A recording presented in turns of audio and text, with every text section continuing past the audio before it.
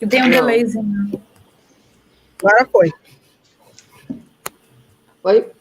Boa tarde para todos e todas que estão nos acompanhando agora, nesse momento, nessa tarde de quinta-feira. Sejam todos muito bem-vindos. Né? Meu nome é Aline Barcelos, eu sou uma das coordenadoras do Ecomuseu de Sepetiba. É um coletivo onde todos os participantes são voluntários. Estamos hoje, né, com uma parceria com as meninas maravilhosas aí, né, a Vanessa, a Andréia, a Beatriz, né, com o desdobramento do curso de pós-graduação, né, de ensino de ciências da UERJ, uma atividade de desdobramento, né, nesse período aí do curso de pandemia, né, todos tendo que se readequar a essa nova realidade. Né, então, sejam todos muito bem-vindos. Passo a palavra aí para a Andréia, né, para falar um pouco desse debate, dessa roda de conversa que vai acontecer hoje, tá bom? Um abraço. Obrigada, Aline. Boa tarde a todos. Eu sou Andréia Espínola, professora do Instituto de Biologia da UERJ. Eu desejo que todos tenham excelente atividade conosco hoje. Como a Aline falou, essa atividade faz parte do ciclo de atividades virtuais sobre ensino de ciências, que nós iniciamos em julho, né, após percebermos que o calendário acadêmico da UERJ estava suspenso, e começamos, então, semanalmente a oferecer algum tema relacionado ao ensino de ciências para debate, roda de conversa, webconferência, né, assuntos variados. Hoje, a temática é os espaços não formais de ensino e suas contribuições, né, para o ensino de ciências, e como convidadas nós temos a mestre em biologia, em ensino de biologia, Vanessa Ivo, que vai falar sobre o trabalho desenvolvido na região de Sepetiba, né, como dar uma aula de campo na praia de Sepetiba, como trabalhar de forma interdisciplinar, né, essa é uma questão que aflige muitos professores, que têm medo de sair das suas escolas com seus alunos por questões de riscos, por não saber, às vezes, como abordar, e uma praia, né, não tem manual, uma praia não tem roteiro, a gente tem que estudar, se preparar antes. Então, a pesquisa da Vanessa foi focada, né, teve como objetivo produzir esse guia de campo para a praia de Sepetiba. Ela já concluiu o curso exatamente 1 ano atrás. E a outra convidada é a licenciada Beatriz Melo, que fez licenciatura em Ciências Biológicas na UERJ e trabalhou com um espaço não formal de ensino muito querido dos cariocas, que é o Aquarrio. É um espaço que não tem muito tempo de existência, mas que já atinge um público imenso em suas visitas livres e suas visitas escolares. Então, a gente vai ter, né, pela ordem, primeiro a fala da Vanessa, apresentando sua pesquisa, seu material, depois a Beatriz, depois a gente retorna, né, as 4 pessoas para fazer as perguntas, passar as perguntas que vocês vão fazer, vão fazer no chat, para todo mundo aqui poder responder. Eu queria agradecer demais a presença de todos, dizer que para nós é um prazer poder estar realizando alguma atividade focada no nosso trabalho, divulgando as pesquisas que nós realizamos na UERJ, e agradecer principalmente a acolhida do Ecomuseu de Sepetiba, né, em nome da Bianca, da Aline, do Gabriel, de todos que nos acolheram para nos permitir que essa atividade não ficasse restrita a uma sala de Google Meet, né, e que ficasse perdida depois, sem possibilidade de gravação. Então, nós estamos aqui ao vivo, responderemos todas as perguntas dentro do tempo que a gente disponibiliza aqui para essa atividade, e todos os participantes, sendo estudantes ou não, poderão receber declaração de participação. Para isso, basta colocar os seus dados como nome, matrícula para quem é estudante, instituição e e-mail no chat do YouTube. Eu vou disponibilizar também um e-mail do nosso departamento da especialização em ensino de ciências para quem quiser mandar os dados por e-mail, não quiser colocar no chat. Então, por algum constrangimento, preferi não colocar. Tá bom? Desejo a todos uma excelente atividade. Eu vou passar a palavra, então, para a primeira pessoa que vai falar, que é a mestre Vanessa Ivo, vai falar sobre a praia de Sepetiba e o guia de campo que ela produziu. Uma boa fala, Vanessa. Boa tarde a todos. É um prazer estar mais uma vez apresentando esse material que eu produzi e pelo qual eu tenho muito carinho, e ainda mais estar participando de mais uma atividade da Ecomuseu de Sepetiba, que tem um lugar especial no meu coração. Vamos à apresentação.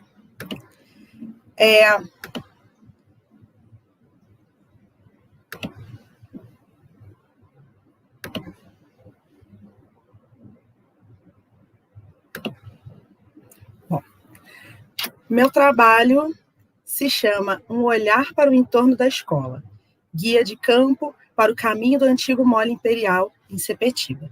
E essa foto e várias fotos que vão aparecer ao longo da apresentação foram tiradas por mim no local. Dá para ver que é um local lindíssimo, né?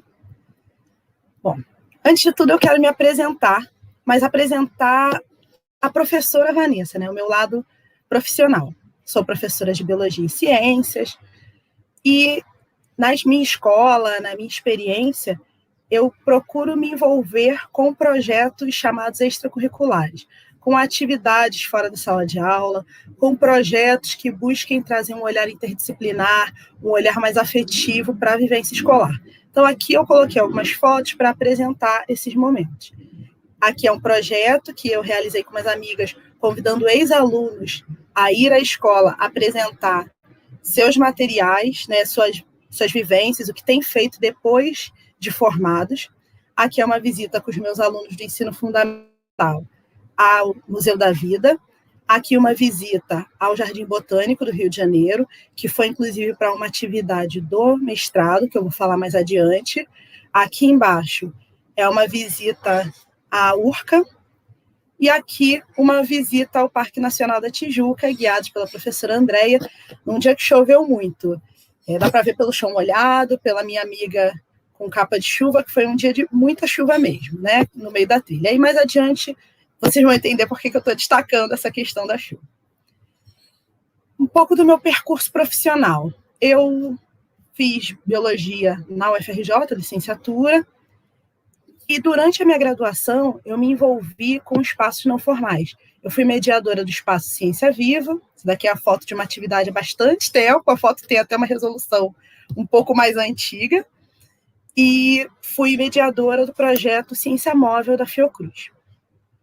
Assim que eu me formei, eu ingressei na CEDUC, na rede estadual, como professora de Ciências e Biologia, e estou na mesma escola até hoje, que é essa escola aqui, que fica em Sepetiba, né, num subbairro chamado Nova Sepetiba.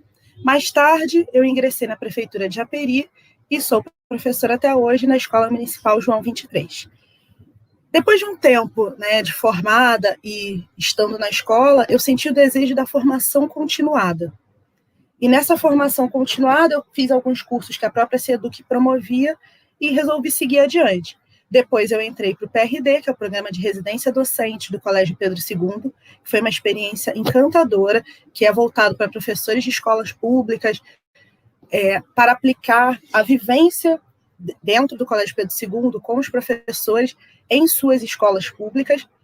E, em seguida, eu fui para o mestrado em ensino de biologia, Prof. Bio, que tem um perfil parecido com o PRD. E esses aqui no centro são os meus amigos da minha turma, foi a primeira turma do programa, que nós íamos todos os sábados para a UERJ para estudar, mesmo depois de uma semana de trabalho. E todos com esse sorriso no rosto, né? Bom, essa proposta surge de um olhar para o entorno. Eu e alguns professores que tínhamos essa vocação de atividades extracurriculares, num dado momento em que não era possível fazer tantas visitas, porque a disponibilidade de transporte estava ainda mais escassa do que já costuma ser, quem é professor e se envolve com essas questões de visitas, sabe que o transporte costuma ser um limitante, e nesse período em que nós nos incomodamos, era um período em que o governo estadual estava com alguns problemas financeiros e a gente não tinha quase possibilidade alguma de conseguir transporte. Mas aquilo nos incomodava, porque os alunos gostavam dessas atividades extracurriculares e, inclusive, pediam de nós, porque nós costumávamos encabeçar essas ideias. Então, resolvemos prestar atenção para o entorno da escola. Nenhuma das professoras que pensou isso era moradora do bairro, mas todas professoras há um bom tempo naquela escola e conhecia o bairro. E aí nós pensamos em uma proposta de visita à Praia de Sepetiba de maneira interdisciplinar. Então, fomos eu, uma professora de História, uma professora de Matemática e uma professora de apoio, que atua com alunos especiais, fazer uma visita à praia para uma aula ao ar livre, com um enfoque interdisciplinar. Durante essa visita, os alunos tomaram muito protagonismo por eles serem moradores do local, e decidiram que nós iríamos auxiliar removendo os resíduos que encontravam pelo caminho. Perto do local tem um posto da Conlurb, e os alunos foram removendo, entregaram algumas coisas para a Conlurb, outras viraram uma instalação na escola para discutir essa questão desses resíduos na praia e a responsabilidade de cada um diante disso. Isso virou um trabalho apresentado num projeto interno da escola, um projeto chamado Nossas Raízes, que acontece anualmente. Como dá para ver aqui na foto, nós fomos de ônibus urbano mesmo, né? Alguns alunos encontraram com a gente no próprio local. E desse ponto, o que eu queria destacar é como, às vezes, as adversidades podem trazer um novo olhar e uma nova oportunidade, e a importância da troca entre os docentes, a importância da sala dos professores. Essa ideia toda nasceu das conversas depois da aula, das conversas no intervalo. E a gente idealizou essa visita que os alunos gostaram muito e teve esses desdobramentos. Mais tarde, ainda por demanda dos alunos, ainda naquele mesmo ano, naquele mesmo semestre, nós visitamos pela primeira vez o passeio de reconhecimento promovido pelo Ecomuseu de Sepetiba. Os próprios alunos, naquela primeira visita à região da praia de Sepetiba, que é uma das várias praias do bairro, nos indicavam sobre uma região onde a água parecia mais limpa, onde tinha menos resíduos. E como a Bianca Wilde, que é uma das idealizadoras do Ecomuseu, havia sido professora desta escola, e eu a conheci, mais uma vez, a importância da troca entre docentes, ela já não era mais professora nesse momento, mas fiz contato com ela, ela explicou como funcionava, e nós visitamos esse caminho com os alunos. Isso tudo aconteceu em 2017. E aí nós fizemos essas visitas, né? Os alunos se sentiram muito valorizados, porque eles conheciam algumas coisas que nós não conhecíamos por não sermos moradoras da região. Bom, explicando um pouco sobre o Ecomuseu, alguns já devem conhecer, mas para quem não conhece, o Ecomuseu de Sepetiba, ele é um museu de território, ele não tem uma sede física, ele é uma organização sem fins lucrativos, todas as pessoas que participam desse projeto são voluntárias, é uma iniciativa endógena, partiu de moradores do bairro para moradores do bairro e também se esticando a moradores de outras regiões da cidade. E um dos principais momentos desse museu é esse percurso numa área de restinga com trechos de manguezal, à beira-mar. Mas essa não é a única atividade do Ecomuseu. O Ecomuseu de Sepetiba faz várias atividades com o interesse da valorização do bairro e do reconhecimento de uma tomada de responsabilidade sobre esse bairro, né? Que as pessoas conheçam, reconheçam, defendam o bairro de Sepetiba. Mas esse passeio ele tem um enfoque histórico-cultural. As outras atividades do Ecomuseu têm relação com a colônia de pescadores, com escolas da região, e agora, inclusive, durante esse período da quarentena, né, eles estão fazendo rodas de conversa e debates no Facebook e no Instagram. Explicando um pouco sobre o meu mestrado, que foi onde surgiu esse projeto e que eu acho que vale muito a pena falar, é um mestrado profissional em biologia, né? É um mestrado voltado exclusivamente para professores de biologia que atuam em escolas públicas. E ele tem um caráter de formação continuada e qualificação profissional para a promoção de uma educação pública de qualidade. Ele não é um programa de uma universidade, ele é um programa nacional que acontece em rede em 18 instituições espalhadas pelas 5 regiões do país, simultaneamente. E como é um mestrado profissional, ao final do curso, espera-se a elaboração de um produto, um material que seja uma contribuição para o ensino de biologia. Eu fui estudante desse mestrado no Polo UERJ. No Rio de Janeiro tem o Polo UERJ e o Polo UFRJ. E minha orientadora foi André Espínola, essa pessoa adorável que está aqui na mesa hoje. Bom, a minha atividade é uma proposta de atividade em espaço não formal. E aí aqui eu achei bom conceituar um pouco esses termos, né?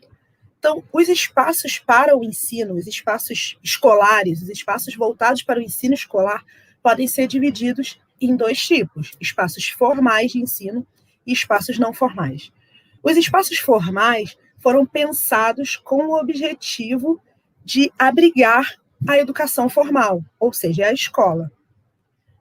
Então, aqui eu falo sobre a natureza do espaço, não sobre a natureza da atividade. Coloquei como exemplo aqui de atividade em espaço formal de ensino, uma atividade em sala de aula, que eu realizei com os meus alunos do 9º ano, em que eles simulavam que estavam em um ônibus, que era uma brincadeira constante deles, que eu achei interessante trazer para a minha aula. Já os espaços não formais de ensino não foram pensados para o ensino formal, eles têm outras propostas, têm propostas de um ensino não escolarizado, mas podem ser utilizados para esse fim, e podem ser subdivididos em espaços não formais de ensino institucionalizados, ou seja, ligados a uma instituição, como um jardim zoológico, um jardim botânico, um museu de ciências, e os espaços não formais de ensino não institucionalizados, que não são ligados a uma instituição, uma praça, uma rua, a praia, como é o caso do meu. É interessante que o meu projeto ele tem a iniciativa de uma instituição, que é o Ecomuseu, mas a região da praia é um espaço não institucionalizado, ele não está vinculado a uma instituição, a praia existe por ela, não a uma instituição de ensino. E esse trabalho flerta diretamente com a educação ambiental, e eu trouxe uma citação de Secom para falar sobre a importância dessa educação ambiental, que é um tema transdisciplinar, né? O processo educativo deve ser integrado, acontecendo no espaço escolar, mas não se limitando a este, permeando toda a vida humana.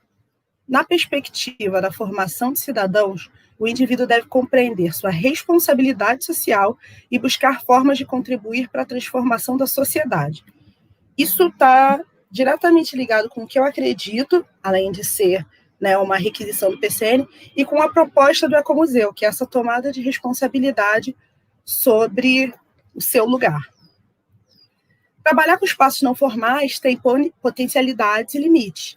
Uma potencialidade é a motivação dos alunos. Qualquer professor que já realizou uma atividade fora da escola percebe que os alunos se portam de outra maneira, se motivam, a gente percebe uma mudança de comportamento de alunos, alguns alunos que são mais retraídos se apresentam mais, mas a gente encontra como limites também as condições climáticas, como eu mostrei naquela foto inicial da trilha pelo Parque Nacional da Tijuca, em que a gente pegou bastante chuva.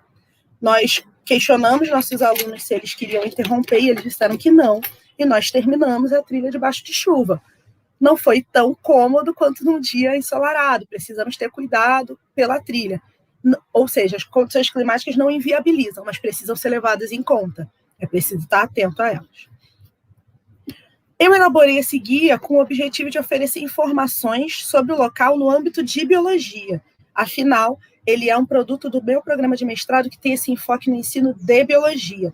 Mas é claro que ele não se limita a essa disciplina. Ele pode ser usado por ciências, que eu também sou professora, e por várias outras áreas do conhecimento, porque o próprio trajeto tem esse enfoque histórico-cultural, que foi valorizado na construção do guia, e também pretende estimular o uso desse espaço, não só do caminho do antigo Molo Imperial, mas do entorno, toda a região da praia, como um espaço não formal de ensino não institucionalizado. Um espaço para o ensino, ainda que não tenha nascido com esta natureza. Como é um trabalho que teve pessoas entrevistadas para validar esse guia, ele precisou ser aprovado por um comitê de ética em pesquisa, foi submetido através da plataforma Brasil e recebeu o parecer de aprovação. Eu coloquei essa foto desse paredão, que é lindíssimo, que fica ao longo do trajeto, porque para muitas pessoas da pesquisa, o comitê de ética parece um paredão assustador, mas pode ter alguma beleza, né?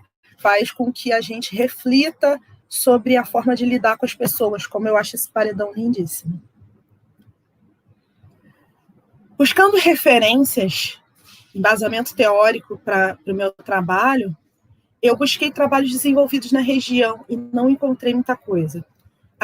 Os materiais que encontravam tratavam mais de aspectos biológicos, da biologia mais dura, como um animal é naquela região, o impacto da instalação do porto de Itaguaí, que fica na Baía de Sepetiba, para os animais daquela região. Mas eu não encontrei muitos materiais relacionados à história ou ao ensino nesse local. Então, os meus principais materiais de embasamento sobre a região foram esse livro chamado História de Sepetiba, do Alcebiades Francisco de Rosa, que é um livro que não tem mais tiragem de venda, mas é um livro interessantíssimo, que conta a história do bairro desde o período pré-cabralino, e a dissertação da Bianca Wilde, né, que, como eu disse anteriormente, é uma das fundadoras do Ecomuseu, e que terminou o mestrado um pouco antes de mim, defendeu um pouco antes de mim, e a dissertação dela foi primordial para alguns pontos de entendimento sobre o Ecomuseu. A Bianca é da área de sociologia, então o trabalho dela tinha uma abordagem um pouco diferente, mas no que trata do Ecomuseu foi fundamental. E eu usei como nortes para tratar do trabalho a ideia de espaços não formais e a educação ambiental. Agora, apresentando um pouco o bairro para quem não conhece, Sepetiba é um bairro litorâneo da Zona Oeste Carioca, né? Fica na Baía de Sepetiba, fica a cerca de 70 quilômetros do centro do Rio, algumas medidas dizem que até mais de 70 quilômetros. Então, aqui na setinha rosa, a gente tem marcado o bairro do centro do Rio, que é esse bairro aqui, e aqui com a setinha vinho, o bairro de Sepetiba. Dá para perceber que estão em pontos opostos, né? Essa região aqui é a Baía de Sepetiba. É um dos bairros mais antigos da cidade, ainda que nos registros da prefeitura apresente sua fundação datada da década de 80. Mas esses mesmos registros apontam o período em que a família imperial esteve, né, e viveu nessa região, fazem algumas citações sobre o período pré-cabralino, então a fundação oficial não corresponde à história do bairro, que inclusive tem uma bandeira e foi e é um bairro importantíssimo para a cidade. Na década de 70, novelas foram gravadas nessa região.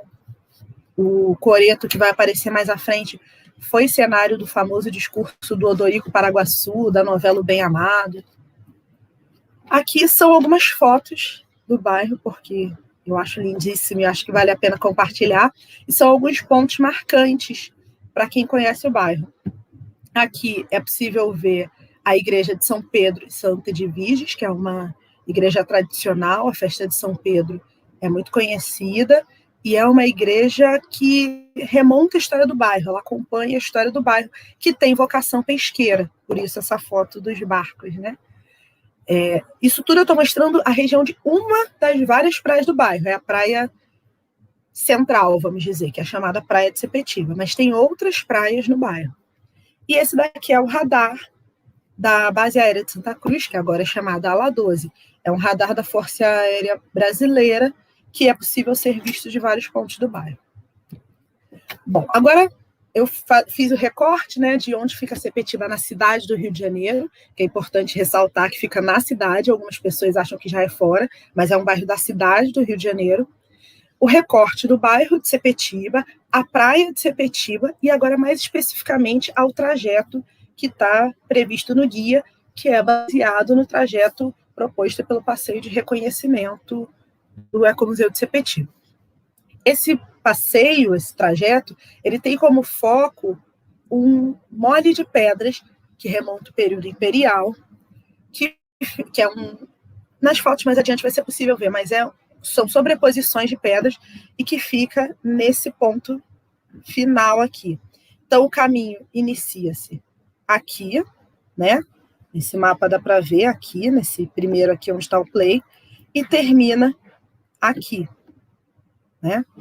Então, a gente segue sempre a beira-mar, vai até o Mole de Pedras e volta em algumas partes pelo mesmo caminho, às vezes com pequenos desvios. Quem delimita esse caminho mais exatamente é a maré. Então, de novo, a presença das questões climáticas na atividade. Conforme a maré está, a gente precisa fazer um caminho ou outro. Então, inicia, né, no ponto de encontro do coreto, que é o coreto que eu falei da novela O Bem Amado, e se encerra ao lado do portão sul da aula 12, que é essa entradinha aí dessa unidade militar que se inicia no bairro de Santa Cruz, mas que se estende até o bairro de Sepetiba. Essa atividade eu me baseei em documentos de educação, né? Então eu levei em conta pontos do PCN, do currículo básico, eu coloquei aqui só alguns exemplos que destaca sobre relacionar fenômenos e fatos, processos e ideias em biologia, ou o currículo básico, que antes era chamado de currículo mínimo, que fala sobre a diversidade dos seres vivos, e que tudo isso pode ser tratado como essa atividade apresentada pelo guia. Esse guia de campo que eu elaborei, ele é digital, em formato PDF, e foi elaborado no programa Microsoft PowerPoint. Mas ele funciona no formato PDF, com hiperlinks, que permite que a leitura não seja linear, que possa ser uma leitura fluida, né, em pontos diferentes. Ele apresenta instruções sobre o local, textos, fotos, mapas, propostas de atividade, que eu vou explicar mais adiante, o tempo estimado da visita, a localização de onde ficam esses pontos pelo tempo e pela distância, e esse destaque para os conteúdos que aparecem nos documentos oficiais. Esse trajeto é todo composto de pontos de interesse histórico, cultural e biológico também. Então, aqui, esse é um mole de pedras, isso daqui é uma bica d'água que tem, e aqui plantas ao longo do trajeto. Essa é a capa do guia de campo. E aí eu vou apresentar uma página para que vocês tenham a ideia de como ele é. Isso daqui é uma página que eu tenho muito carinho, porque esse é um ponto que não era previsto na proposta do caminho do Ecomuseu de Sepetiba, mas que eu trouxe esse destaque, que é a vegetação de restinga, né? Num certo ponto é possível ver aqueles cordões de vegetação de restinga, que é interessante para tratar de adaptações, de ecossistemas e vários temas dentro do ensino de biologia. E as páginas, elas são compostas por alguns elementos que eu vou mostrar a seguir. Toda a página tem o título dela, o tempo gasto e a distância percorrida para se chegar até esse ponto, uma foto para facilitar a identificação do ponto, um texto descritivo, não muito longo, mas para apresentar o que pode ser falado, que ponto é esse, o que tem ali. Algumas páginas contêm dicas do conteúdo da disciplina biologia relacionados àquele local, àquele trajeto. Algumas páginas vão ter ideias de reportagem e texto de assuntos a serem discutidos. Essa página eu escolhi também porque ela tem todos os elementos, mas alguns vão ter só... Nem todas têm dica, nem todas têm ideias. E nem todas têm curiosidade, que é essa lateral ali, com uma curiosidade relacionada a esse ponto. As páginas todas têm essa seta de retorno, que é para permitir essa leitura mais fluida, de voltar para a lista de pontos e seguir tudo. E a numeração da página, para seguir lá pelo índice. A atividade que eu proponho é uma atividade investigativa. A primeira é uma atividade anterior à visita, que eu sugiro algumas mudanças, se a atividade for feita com quem mora na região ou não, né? Mas é com mapas para promover a localização, onde fica tudo isso. E uma segunda proposta para ser realizada durante a visita e finalizada depois dela. Ela nasceu da minha vivência do mestrado, como eu falei, a visita ao Jardim Botânico era uma proposta de trabalho final de uma disciplina que solicitava que fosse desenvolvida uma atividade dentro do enfoque que fosse sorteado, mas que levasse em conta as tecnologias da informação e comunicação. Para mim foi sorteada a ideia dos espaços não formais e eu precisava trabalhar as tecnologias da informação e comunicação. E assim nasce essa proposta de atividade, que, em suma, seriam os alunos fotografarem ao longo do caminho, de acordo com o que for direcionado pelos professores, postar em suas redes sociais, e isso pode ser rastreável pela hashtag que deve ser usada ao postar e utilizada até por outros alunos ou em outros momentos da escola. Ele seguia, foi validado com um questionário, que foi compartilhado através de Google Formulários. Eu recebi a resposta de 15 professores de biologia, ou seja, professores de ensino médio, e esse questionário contava com 15 perguntas que buscavam saber o perfil do entrevistado e opinião sobre o material produzido. Destaquei aqui só 2 respostas para falar sobre a opinião dos professores. Primeiro, essa pergunta que é: marque qual é o ponto mais importante desse guia para a elaboração de aulas de campo em biologia, de acordo com a sua opinião. O que os professores mais ressaltaram foi a descrição dos ambientes, mas dá para ver que todas as opções foram consideradas relevantes. Então, a contextualização histórica foi considerada relevante, a descrição dos ambientes, né, como eu já tinha citado, as informações de acesso ao local, os mapas de localização, as atividades propostas, valorização do meio ambiente, a conexão de todos os itens, todos somados. Então, dá para ver que todos os pontos foram considerados relevantes. O guia em si foi considerado relevante. E aqui é uma pergunta que visava saber se o roteiro era um motivador para a visita a essa região. Então, a maioria disse que sim, e alguns disseram que parcialmente. Mas ninguém respondeu não, ou seja, dá uma incomodadinha, a vontade de conhecer esse local, que é um das funções do guia, divulgar essa região. Eu entendo que esse guia ele contribui para o ensino de biologia, para a percepção sensorial do ambiente natural, né? Então, ainda que o docente, ao ver esse guia, não possa visitar essa região, ele seja sensibilizado para levar seus alunos a essa vivência da percepção sensorial. Além disso, um ambiente natural como esse apresenta a biologia de maneira não fragmentada. A gente reconhece os processos biológicos acontecendo no seu todo, sem aquela separação do livro de agora plantas, agora animais invertebrados, agora vertebrados, agora ecologia, né? E o guia auxilia no planejamento para o docente, que costuma ter uma rotina corrida, acelerada. Esse guia pretende ser um compilado para otimizar o tempo. Não é para evitar que o docente visite, inclusive eu acredito que o Ecomuseu está muito aberto à visita de docentes quando tudo isso passar, mas que ele possa já ter um acesso a informações antes de visitar o local. Aqui algumas das referências que eu usei: Loureiro, Secom, os documentos, né, Jacobus. Muito obrigada. Aqui estão alguns dos meus contatos, o meu e-mail e o meu Instagram profissional. Muito obrigada, Vanessa, pela sua apresentação. Para quem não conhece aquela região, né, na Zona Oeste, ficou com vontade de conhecer, né, porque as imagens são lindíssimas, né? Tem fama de ser o pôr do sol mais bonito do Rio de Janeiro, não só do município, do estado inteiro. Então, eu considero que quem não conhece a região, vale a pena, depois que passar essa pandemia, se esforçar. Procurar o contato do Ecomuseu para fazer essa visita, com mediação da equipe do museu. Quem mora no entorno, né, se identificou com a causa, pode se engajar, como a Vanessa falou, também a Aline, são voluntários, né, que trabalham, né, executam as atividades do Ecomuseu. Bom, muito obrigada, Vanessa. Eu queria falar para quem está nos assistindo, já perguntaram sobre a emissão de declaração de participação. Todos que assistirem e que desejarem receber a declaração, receberão um arquivo em versão PDF por e-mail, no prazo de até uma semana. Basta colocar os dados ou no chat, ou, se preferir, no e-mail que eu divulguei no chat aqui do YouTube. É só dar uma checadinha lá, o e-mail specuerg@gmail.com, mandando o nome, matrícula, instituição e e-mail para a gente poder, né, retornar. Se for o próprio e-mail, não precisa que a gente já retorne, se a pessoa enviar por e-mail.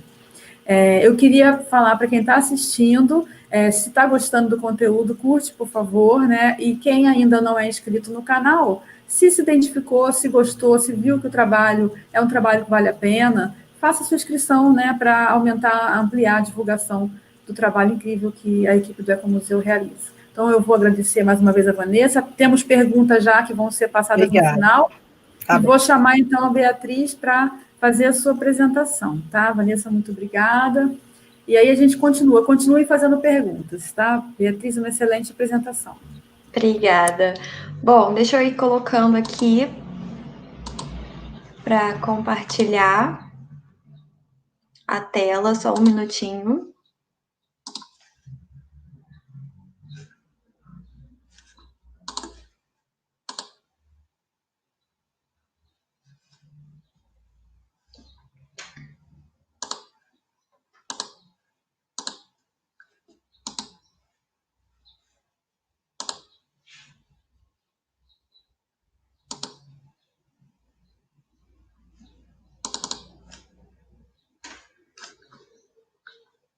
Só um minutinho, eu tô colocando aqui.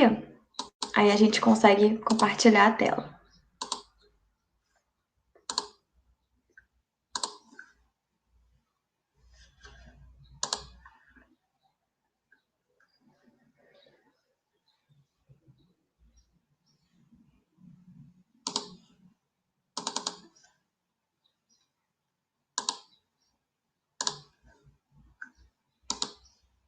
Aqui. Bom, a gente vai começar aqui uma apresentação. Vê se foi aí, gente.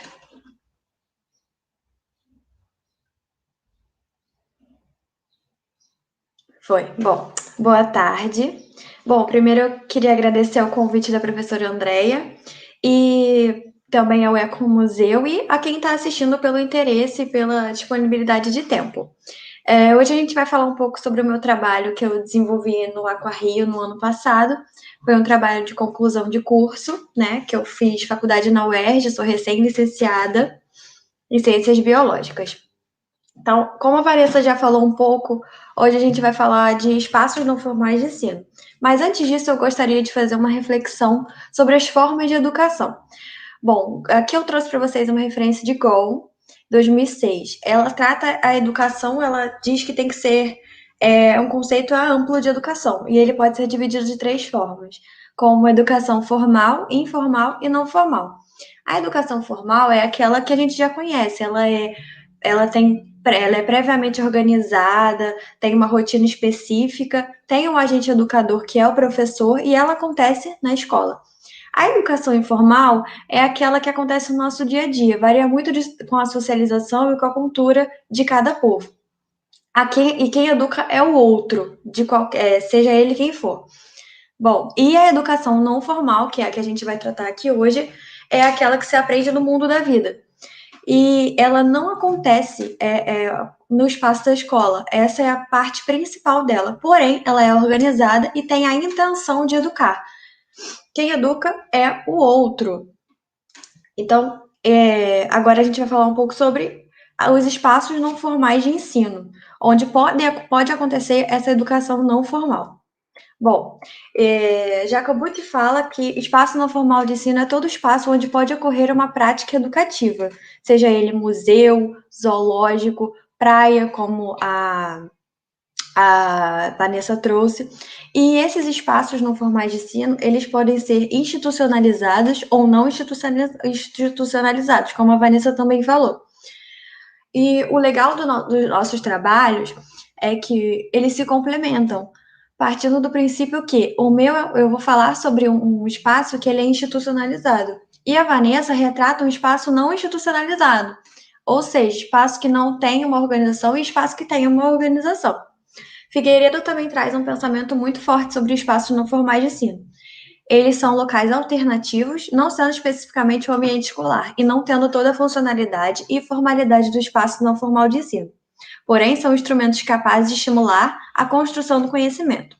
Hoje eu trouxe aqui outros exemplos relacionados a aquários para a gente ter uma noção de espaço não formais de ensino. Esse aqui é o aquário da China. Ele vem por ordem de mais famosos e mais importantes no mundo. Não tenho fotos muito atrativas deles, porque eles têm um conceito de atraente muito diferente. Então, tem sempre animais e coisas diferentes. Esse aqui é o aquário imenso de Singapura. Ele é muito famoso e muito visitado. Ele é um dos maiores, na verdade. E esse aqui é o aquário de Valença, a entrada do aquário de Valença. Ele é muito sustentável e muito famoso também. Bom, mesmo com todas as possibilidades positivas de se fazer um trabalho com educação não formal em um espaço não formal de ensino, aqui vamos falar no contexto Brasil, contexto escola pública. A gente vai trabalhar nesse contexto hoje, porém, em privada também. Mas, assim, falando nas dificuldades de tirar o aluno dentro de sala de aula, são muitas. Os professores e as escolas sofrem muitas dificuldades em trabalhar com aulas passeio, visita mediada e por aí vai.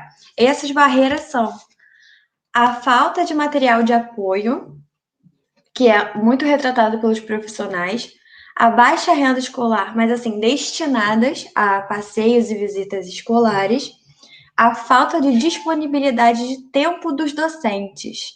Como assim tempo? Bom, eles trabalham com uma carga extensa de horário e muitas vezes essas aulas elas necessitam de um preparo antes, um estudo antes do lugar que se vai levar os alunos, que conteúdos a gente poderia abordar nesses lugares e como aquilo vai se aplicar na temática do dia a dia da escola ou da matéria que está correndo no ano letivo. E também é uma barreira à organização escolar, às vezes não se tem muito apoio e ao esquema mesmo estrutural de levar, por exemplo, levar uma escola de algum lugar difícil acesso, como talvez Bom Sucesso, Magé também, até o aquário é bem complicado. E a falta de guias e roteiros. Como assim a falta de guias e roteiros?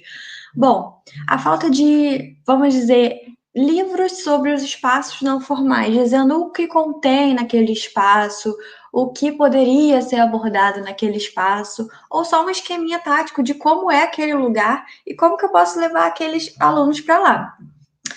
Bom, então foram nessas lacunas que meu trabalho se baseou, em tentar ajudar o professor o máximo possível em como ele poderia pensar sem ter que ir ao aquário muitas vezes, por causa da falta de tempo, né, que a gente já falou, mas como que a gente poderia ajudar o professor a entender o espaço e ver um outro olhar, uma nova proposta de temas, de contribuições, curiosidades desse ambiente.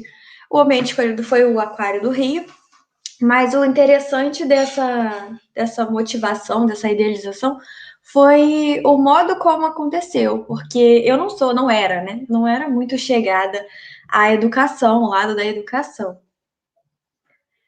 Ao lado da educação, eu tinha muitas travas. E com o decorrer da graduação, eu fazia licenciatura, eu sabia que eu ia ter que fazer um produto final, né, um trabalho de conclusão de curso, para a área da educação. E aí isso me deixava muito receosa, porque eu não tinha um domínio completo. Porém, o meu interesse era muito com biologia marinha, que ao longo da graduação eu sempre busquei isso. Então, eu pude conhecer a Andrea, que também é da área marinha, e em uma saída de campo, eu inspirada com aquele lugar, era o espaço não formal de ensino, era o Parque Nacional da Tijuca, me veio assim um tcharam, né? Nossa, vamos falar sobre espaço não formais de ensino, vamos falar do Aquarrio, que aí eu consigo juntar a biologia marinha com a educação. E assim nasceu a ideia do guia, bem normalzona e em um espaço não formal de ensino. Interessante é falar isso.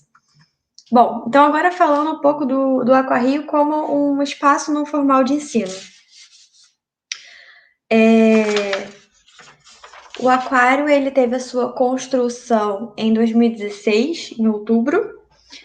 Ele é localizado na zona portuária do Rio de Janeiro, na Rua Binário do Porto, e ele é gerenciado pelo Grupo Cataratas. Ele é uma estrutura privada e é hoje o maior aquário marinho da América do Sul. E até 2019, ele recebeu 3 milhões de visitantes.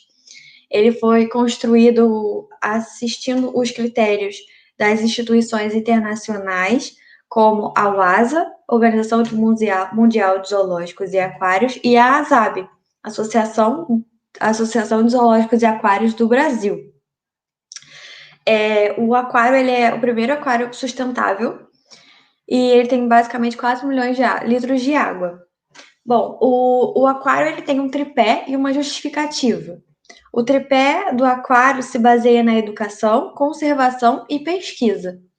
E ele se justifica não somente pelo entretenimento do público, de se manter animais em cativeiro somente pelo entretenimento do público. Não, ele se baseia justamente na pesquisa e na conservação das espécies, trazendo um conceito muito forte de bem-estar animal. E bem-estar animal significa são cinco passos para o bem-estar. O animal não pode se sentir preso, se sentir mal, e baseando nisso, ele tem o seu tripé. Bom, em 2018, a Prefeitura do Rio fechou um acordo com o Aquarrio, onde o aquário concedia a entrada gratuita para a rede municipal do Rio de Janeiro, mediante um agendamento prévio. E o acesso gratuito das escolas possivelmente pode ter facilitado o acesso a esse espaço, o que foi um grande impulsionador de visitas a esse espaço. O Aquarrio ele também tem um próprio esquema de visita, né? Uma visita mediada, com diversos roteiros diferentes, que a pessoa pode pedir esse tal roteiro e ser mediado por um profissional do Aquarrio. Bom, a justificativa desse trabalho. Esse trabalho ele se baseou naquelas lacunas que a gente já falou, e ele é previamente baseado em auxiliar os professores na construção de aulas não formais, auxiliar os alunos, promovendo o processo de ensino-aprendizagem, mas estimular os alunos a conhecerem mais, interagirem mais com o meio ambiente marinho, que fica tão longe para a gente, mesmo morando numa cidade litorânea. Mas muitos alunos ainda têm muita dificuldade com essa relação, ainda se sente um afastamento muito grande. Então, esse trabalho ele veio mais nessa pegada de tentar aproximar os alunos dos professores do meio ambiente marinho. Além de promover o interesse em biologia marinha, não só para alunos, o guia ele também é para visitantes que queiram se aproximar do Aquarrio e da meio ambiente marinho. Promover o interesse em saída de campus pela escola e pelos professores, agindo de forma a facilitar, agindo como um facilitador dessa ação. Bom, o objetivo geral do guia é a confecção propriamente dita do guia. Mas o que é um guia? Estão falando tanto, o que é um guia? Bom, nada mais é do que um e-book ou um livro em formato de PDF sobre determinado lugar. E esse foi o objetivo geral do meu projeto, com propostas de abordagem de temas curriculares no ensino de ciências voltado para os professores da educação básica. Aqui eu fiz um recorte dos objetivos específicos, que seriam identificar a importância desse espaço não formal de ensino, possibilitar ao professor o material didático, produção de tabelas com conteúdo específico em biologias marinhas, explorar e fornecer outras perspectivas de utilização do espaço do Aquarrio, caracterizar a relevância da biologia marinha a partir da aplicação de conteúdos relacionados, e um outro olhar para o espaço para a conservação marinha. Bom, agora falando um pouco do Aquarrio como uma área de estudo. Bom, o Aquarrio ele tem uma importância turística hoje muito forte. Ele é construído na zona portuária do Rio de Janeiro. E essa zona portuária, ela antigamente tinha uma má fama muito grande, porque foi onde se construíram as primeiras favelas do Rio de Janeiro. Então, as pessoas, a população, ficavam muito receosa em estar visitando essa área e tudo mais. Então, com o projeto de revitalização dessa zona portuária, a gente teve a construção de várias empresas, né, ao longo da zona portuária e também do Museu do Amanhã. E logo após 2016, a construção do Aquarrio. Isso deu uma revitalização total da área, que fez com que se tornasse um ponto turístico, hoje um dos mais visitados do Rio de Janeiro. Bom, o aquário também tem uma importância histórica. Ele é uma área onde antigamente era o frigorífico da Cibrazen, que é a Companhia Brasileira de Armazéns, foi um dos primeiros frigoríficos do Rio de Janeiro. E além de ter sua própria importância como sendo o Aquarrio. Ano passado, o presidente do Aquarrio, Marcelo Spillmann, publicou um livro sobre a história do aquário, ele é intitulado como Aquário, uma história de superação para a realização de um sonho. Então, ele tem a sua história e a cada dia está construindo. Ele também tem a sua importância científica. Em 3 anos de funcionamento, o Aquarrio já tem 26 pesquisas em conjunto com instituições parceiras, públicas e privadas, além de apoio da Marinha Brasileira. E sendo que 5% do programa de sócio anual é destinado para pesquisas ali desenvolvidas. Aí eu trouxe 2 recortes de pesquisas do Aquarrio que estão disponibilizadas no próprio site do Aquarrio mesmo. Mas eu trouxe essas 2 porque eu sou chegada mais à área de lógicos brancos e aí tá rolando essas 2 pesquisas super interessantes. Com o embrião da raia Narcisse brasiliensis, é um trabalho em parceria com a UFRJ. Ela descreve a morfologia do embrião da raia elétrica. E essa outra aqui, transferência da microbiota materna, nada mais é do que saber se essas raias elas transferem, assim como nos mamíferos, a microbiota adquirida após o nascimento. Bom, a importância biológica da área de estudo do Aquarrio, ela é realmente manter esses animais em cativeiro, porém com um objetivo de educação, pesquisa e conservação. Eu vou estar sempre falando desse tripé porque é a base do Aquarrio mesmo.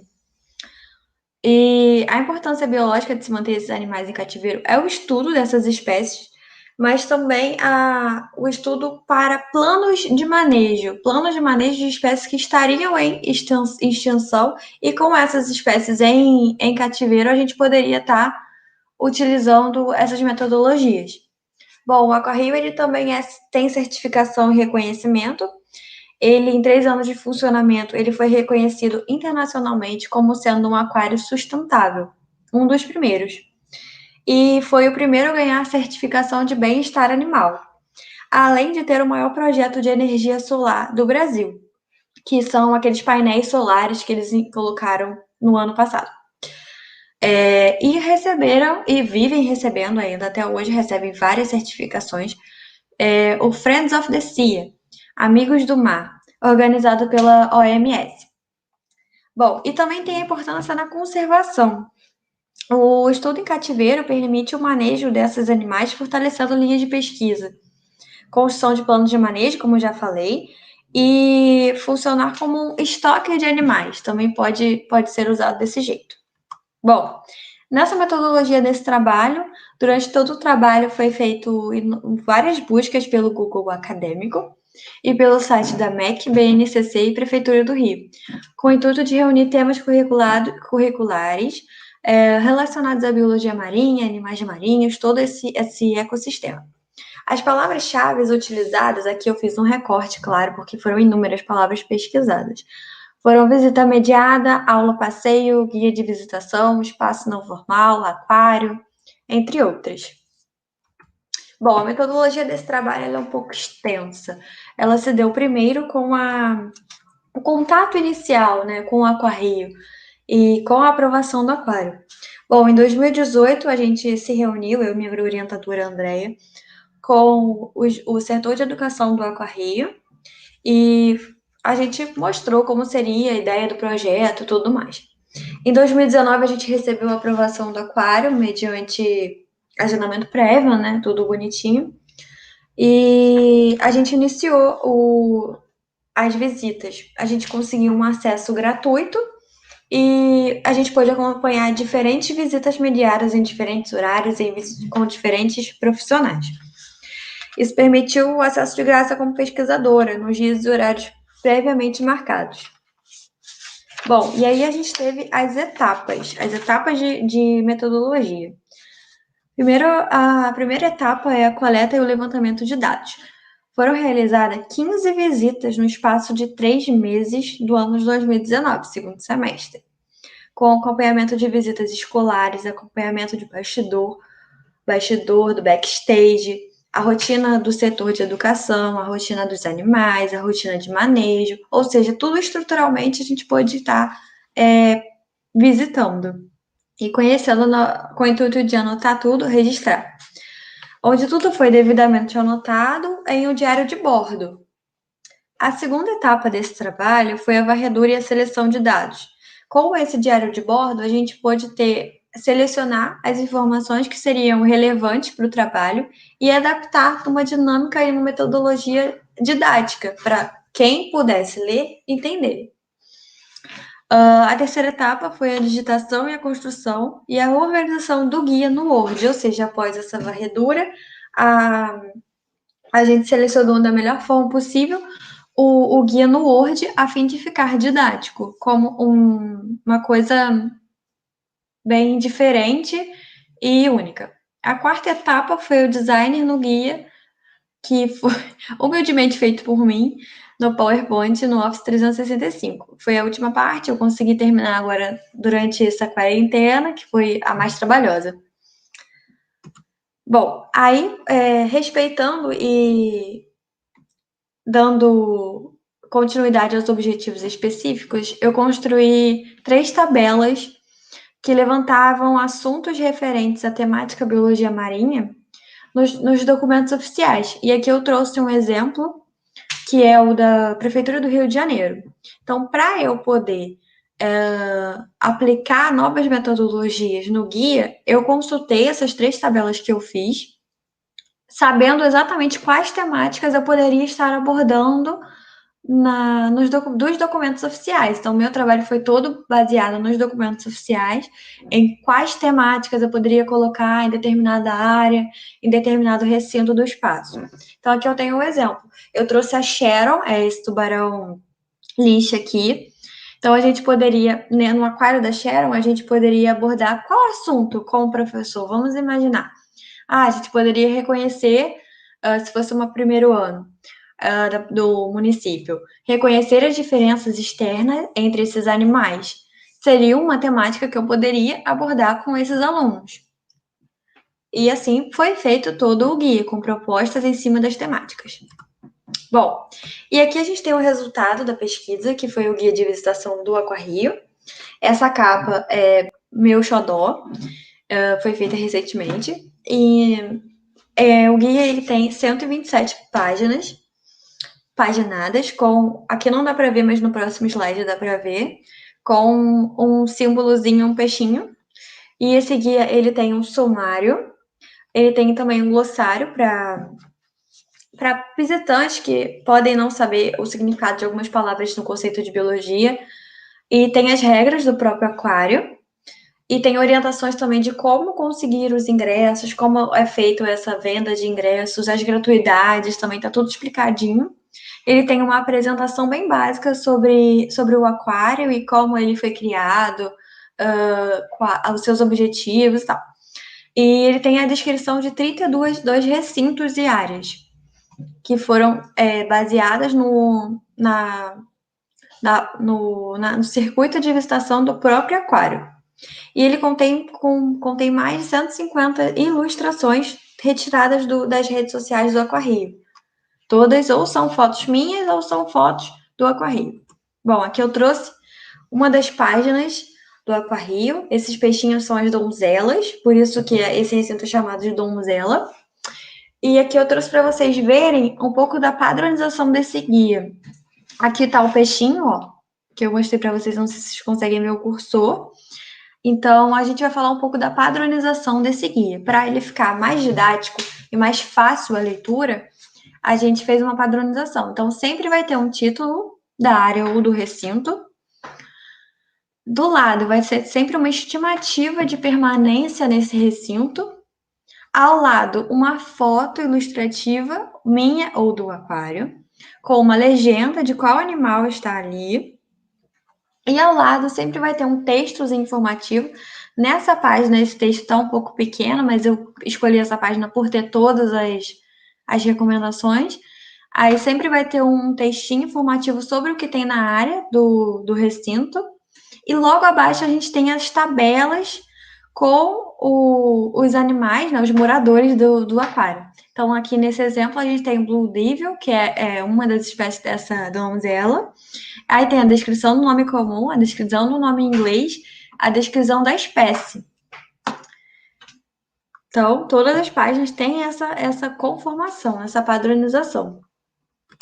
Bom, aí nessa segunda página é a continuação daquela descrição daquela área. Como já falei, a padronização continua a mesma, apenas mudando que agora tem a adição de 3 notas, né? Curiosidades, sugestão de temas curriculares e sugestão para professor, que é aí que entra a minha colaboração, né?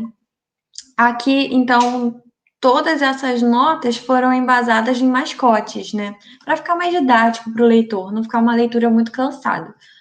Então, eu me baseei no filme Nemo e no filme da Dory. Achei que tinha tudo a ver.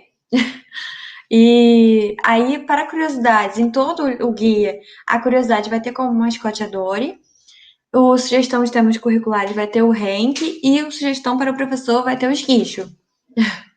E aqui a gente pode ver as curiosidades, em todos os aquários a gente tem curiosidades sobre os animais ou sobre o próprio tanque ou aquário. A sugestão de temas curriculares, nesse exemplo aqui eu usei como sugestão ser abordado a diversidade dos animais e adaptações, comportamento e interações ecológicas, comportamento e ecologia dos peixes são temas curriculares que podem ser abordados. Aí, na sugestão para o professor, eu dou literalmente algum link ou alguma sugestão específica para aquela área. Aqui eu coloquei o artigo de Benvenuti, de 2010, como sendo uma ótima sugestão, que ele aprofunda as adaptações e a evolução. E aqui também, ó, uma diferença entre os animais, principalmente nas adaptações de cada peixe. Como sugestão, tem-se adaptações dos peixes no habitat em modo de vida, podendo relacionar com o primeiro, segundo e terceiro ciclo. Então, em cada parte do guia, eu trago sugestões e temas curriculares que podem ser abordados. Bom, meu trabalho foi esse. Eu gostaria até de abrir um pouco o guia. Vou ver se eu consigo fazer esse trâmite.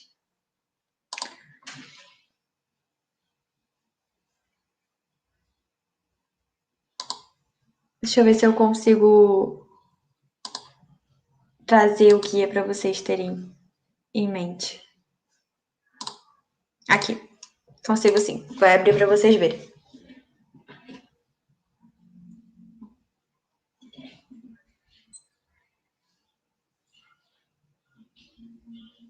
Bom, conseguiram? Conseguiram. Então, aqui ele tá o guia já prontinho. A gente tá só esperando o aval da...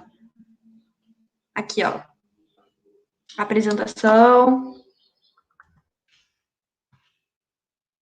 Um pouco da história da Aquarrio, orientação, regra.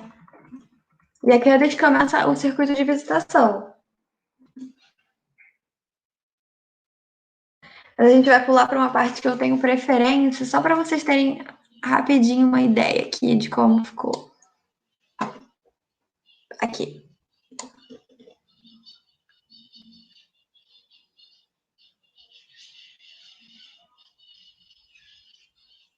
Aqui o tanque oceânico. Então, nesse guia, eu pude colocar toda a experiência que eu tive, mostrar dentro do guia, mostrar como esses profissionais trabalham. Em algumas páginas também adicionei notas extras sobre os animais, por exemplo, aqui a Raia Prego. Eu coloquei nota da IUCN, né, que é a lista vermelha de animais em extinção. Então, eu coloquei se ela está em extinção, um pouco sobre a espécie. Aqui também, né, com a raia de conha. Então, assim, o guia ele tem um pouco de cada animal, um pouco de contribuição, se o professor quiser abordar, né, esse novo olhar, essa nova proposta. Bom, é isso. Esse foi o meu trabalho.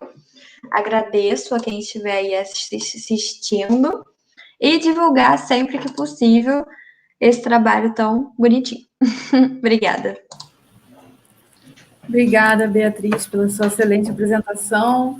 Eu vi assim uma chuva de comentários de pessoas que querem conhecer o aquário, apaixonadas pelo seu guia, muitas perguntas já, se você vai disponibilizar o guia, enfim. Eu vou chamar então para voltar a Aline, a Vanessa. Eu quero lembrar a todos que estão presentes aqui conosco que todos que quiserem receberão declaração de participação, basta colocar os dados no chat, nome, matrícula, instituição, e-mail, ou nos enviar por e-mail para o specuerg@gmail.com. A gente envia no prazo máximo de uma semana a declaração em formato PDF. Para quem está assistindo também gostou, se quiser curtir a nossa transmissão, para nós é importante, para o canal do Ecomuseu também é importante. Quem quiser se inscrever no canal, também nós agradecemos, que amplia a divulgação do trabalho das pessoas, né, que trabalham no Ecomuseu, divulga e valoriza, principalmente, uma iniciativa feita por moradores, né, uma iniciativa que não envolve fins lucrativos, que é em prol das pessoas do local conhecerem melhor a sua região, valorizarem, se sentirem pertencendo àquela região, né, que é tão desvalorizada, né, em nossa cidade.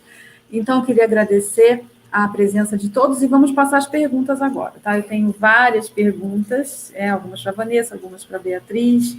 Então, a primeira pergunta é da Rosane, que é nossa professora lá da UERJ, foi professora também da Vanessa e é coordenadora junto comigo desse curso de especialização em ensino e ciências. A Rosane perguntou para a Vanessa alternativas, Vanessa, para a saída de campo na educação básica nesse segundo semestre, né, frente a essa situação pandêmica e ao ensino remoto virtual, né? Se você pensa em alguma alternativa. Sim, já comecei, né? Porque meus alunos me cobraram mais uma vez e muitos museus pensaram nisso. Infelizmente, com essa situação pandêmica, os espaços não formais, não institucionalizados, acabam ficando em segundo plano. Eles não têm uma instituição. Diferente do Ecomuseu, que é essa situação um tanto quanto híbrida, né? É um espaço não formal, não institucionalizado, com uma instituição reforçando por trás, a maioria dos espaços não formais, rua,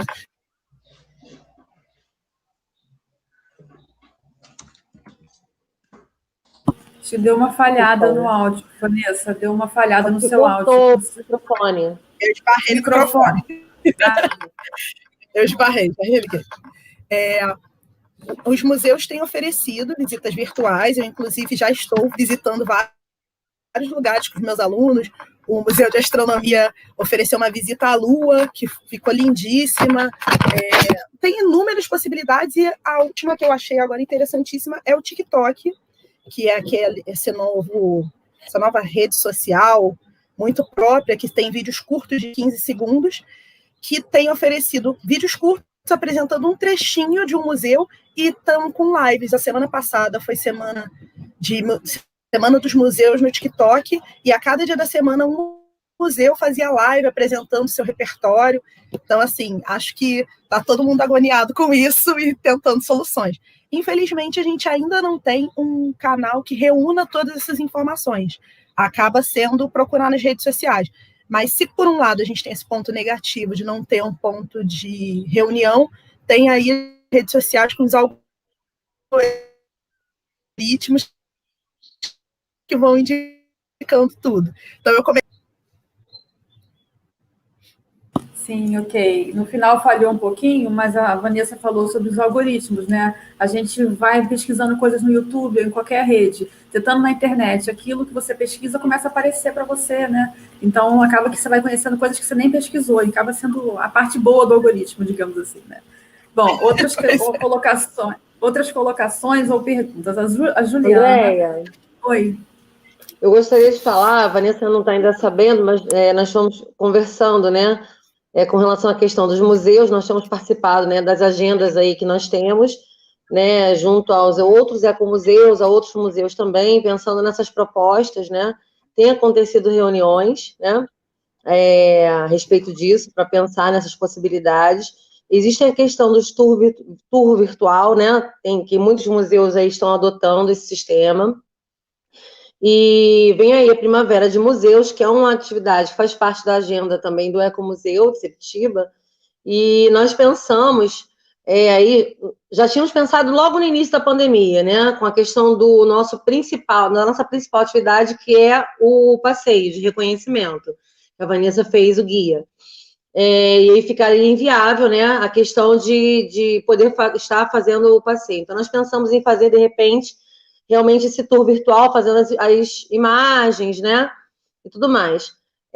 Acabou não acontecendo nesse meio tempo, mas eu estive conversando com Bianca, acho que foi ontem, se eu não me engano, pensando nessa possibilidade, estou tentando viabilizar esse tour virtual, Vanessa, aí, primeira mão essa informação, né, tudo que vocês viram aí no guia da Vanessa e que nós fazemos pessoalmente, né, fazemos essa atividade aí, essa visita guiada, né, esse tour virtual, com as informações também que são repassadas no passeio. Tá? Então, assim, em primeira mão ainda, não tem ainda nada concreto de verdade, mas é um querer muito grande nosso e estamos trabalhando para que isso possa se tornar viável. Tá bom? Obrigada. Excelente. Excelente informação em primeira mão, Aline, adoramos. Vanessa com certeza vai vibrar bastante.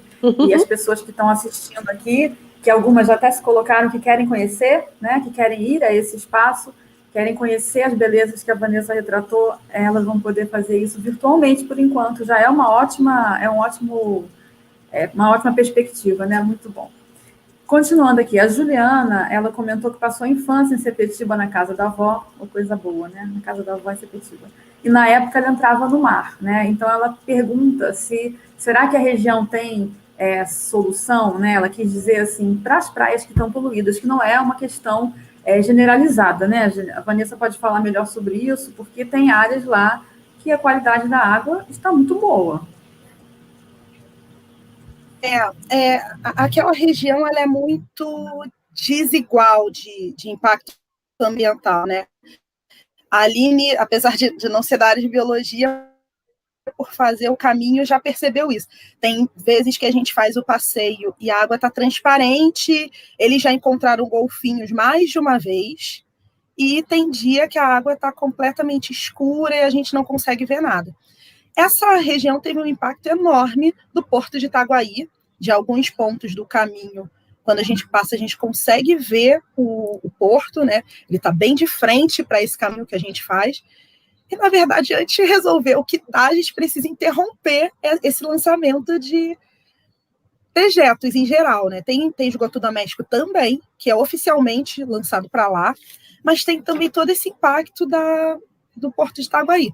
Então, assim, eu fico me perguntando muito se dá para a gente pensar em tirar o que está lá se a gente não para de jogar, né? A gente, enquanto sociedade. Se a gente não para de lançar dejetos nessa baía, a gente pode pensar em tirar. É um trabalho de enxugar gelo. Então, acho que nesse ponto o Ecomuseu é fundamental, que é esse movimento da tomada de consciência da importância de Sepetiba, da importância da Baía de Sepetiba, para que se possa cobrar a quem deve cumprir com esse dever por um cuidado para a região, para que parem de lançar dejetos, para daí a gente pensar em uma limpeza. Porque essa vivência da Juliana é uma vivência que a gente escuta muito. Como é um bairro de vocação pesqueira, toda hora tem um aluno que fala, mas o meu avô pescava na praia, agora não dá mais para entrar. Ou um aluno meu de 16 anos que fala, quando eu era criança eu entrava, porque em 10 anos eutrofizou ainda mais. Então, mas nessa época já tinha um problema, só que não era tão visível. Isso está se agravando, né? Eu acho que o grande movimento que a gente pode fazer por isso é reconhecer a importância de Sepetiba e cobrar quem responde por isso, por uma preservação desse lugar, né? Por um olhar diferenciado para Sepetiba. Sepetiba tem sido atacada. Eu sou docente na região há 10 anos, e nesses 10 anos eu percebo o quanto Sepetiba tem sido atacada. Eu passei, assim como a Juliana, eu passei infância em Sepetiba, também tenho familiares, mas tinha um ônibus que saía da porta da minha casa e ia para lá. Hoje em dia esse ônibus não existe mais, para chegar lá para dar aula eu pego 3 transportes diferentes. Então a gente percebe que não é um ataque só ambiental, é um ataque social também. Só uma pergunta, Andréia, que eu vi antes dessa, que eu meio que anotei aqui as perguntas. A Eliege, que é minha prima, tá vendo lá do Rio Grande do Sul, perguntou, professora de História, perguntou se o trabalho já foi publicado, né? Então, assim, artigo a gente ainda está no andamento, mas de publicação do guia, o guia ele vai ser disponibilizado em uma base de dados desse mestrado que é a nível nacional. Só que é compreensível que como eu disse anteriormente, não sei se todo mundo percebeu, mas a minha turma foi a primeira. Nós entramos em 2017. Então, é muito recente, ainda para melhorar tudo, no início desse ano veio essa pandemia, para conseguir dar conta de 18 instituições espalhadas pelo Brasil inteiro, cada uma com a sua realidade. A gente da UERJ, por exemplo, começou em meio a uma greve histórica da UERJ. Então, são muitos fatores locais e nacionais que acabam atrasando um pouco o andamento do processo, mas eu acredito que o quanto antes, todo mundo pretende que seja logo, existe uma base de dados com o meu trabalho e vários outros trabalhos maravilhosos, porque a gente teve um encontro em Minas, que é a sede do mestrado em Minas, em Belo Horizonte, e lá a gente pode ver que tem muito trabalho lindíssimo acontecendo no Brasil inteiro. Então, eu também estou ansiosíssima para que esse banco de dados aconteça, não só para divulgar o meu material, claro que é um interesse, mas também para eu ver esses outros materiais incríveis que foram produzidos nesse contexto do mestrado. Isso aí.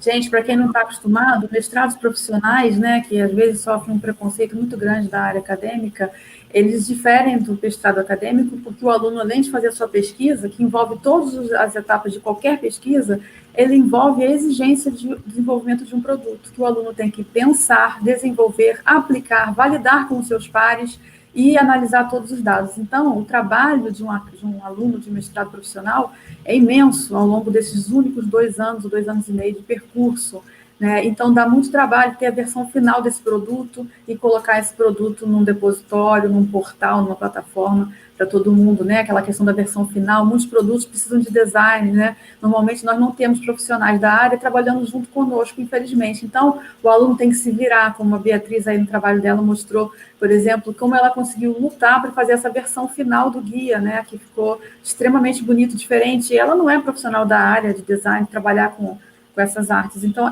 existe uma dificuldade que acaba atrasando, às vezes, a divulgação do material, né? Que muito nos incomoda, porque a gente gostaria de colocar tudo para todo mundo ver assim que acaba, porque a gente vibra muito com os resultados, né? Enfim. E Eliéger, a minha próxima pessoa aqui, que eu estava anotado, que ia perguntar. Um abraço para a sua Andréia, Sim. Eu queria falar aí a respeito do que é Juliana, né, que fez a pergunta para a Vanessa. Sim, a que passou a infância em Sepetiba, sim, Juliana. Então, com relação ao que a Vanessa falou, né, nós temos aí alguns dados, né, que ao longo desse período nós temos essa frente, né, que é do passeio de reconhecimento. Nós fazemos essa atividade nas escolas, né, a questão de memória, né, a questão do patrimônio e tudo mais. Mas uma das nossas frentes também é a questão ambiental, né? Nós temos alguns parceiros, nós fazemos parte, cumprimos a agenda também da Pastoral do Meio Ambiente, né? Nós temos alguns desenvolvimentos no Rede Favela Sustentável, enfim, algumas outras demandas, né, que acabam estando envolvidas dentro desse contexto, né, da questão ambiental. Então, nós criamos aí, através de um colóquio que nós fizemos já há alguns anos, né, consecutivamente, fizemos um convite, porque ano passado o Ecomuseu fez 10 anos, e nós conseguimos fazer um e-book, lançar um e-book, com assuntos diversos, né? O assunto, o tema, né, do e-book é falar sobre resistência, ancestralidade, né? E aí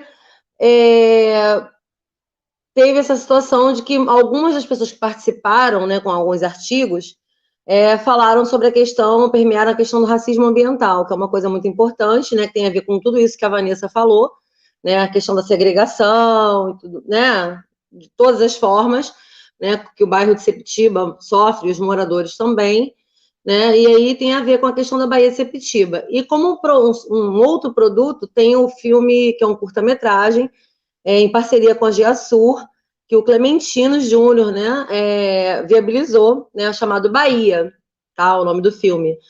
Então, assim, o filme trata exatamente, fala dessas questões e da fala de um pescador, né, antigo, falando das questões dele, de não concordar, das memórias dele, de como é, e das dificuldades que são encontradas hoje, né? Então, esse filme já foi viabilizado, inclusive no nosso canal aí, ou nas nossas redes, tem as lives. Nós fizemos uma live especificamente com a Baía de Sepetiba e uma live falando somente desse assunto. Então, tem o pessoal do Instituto Boto Cinza, que é parceiro nosso também, entendeu?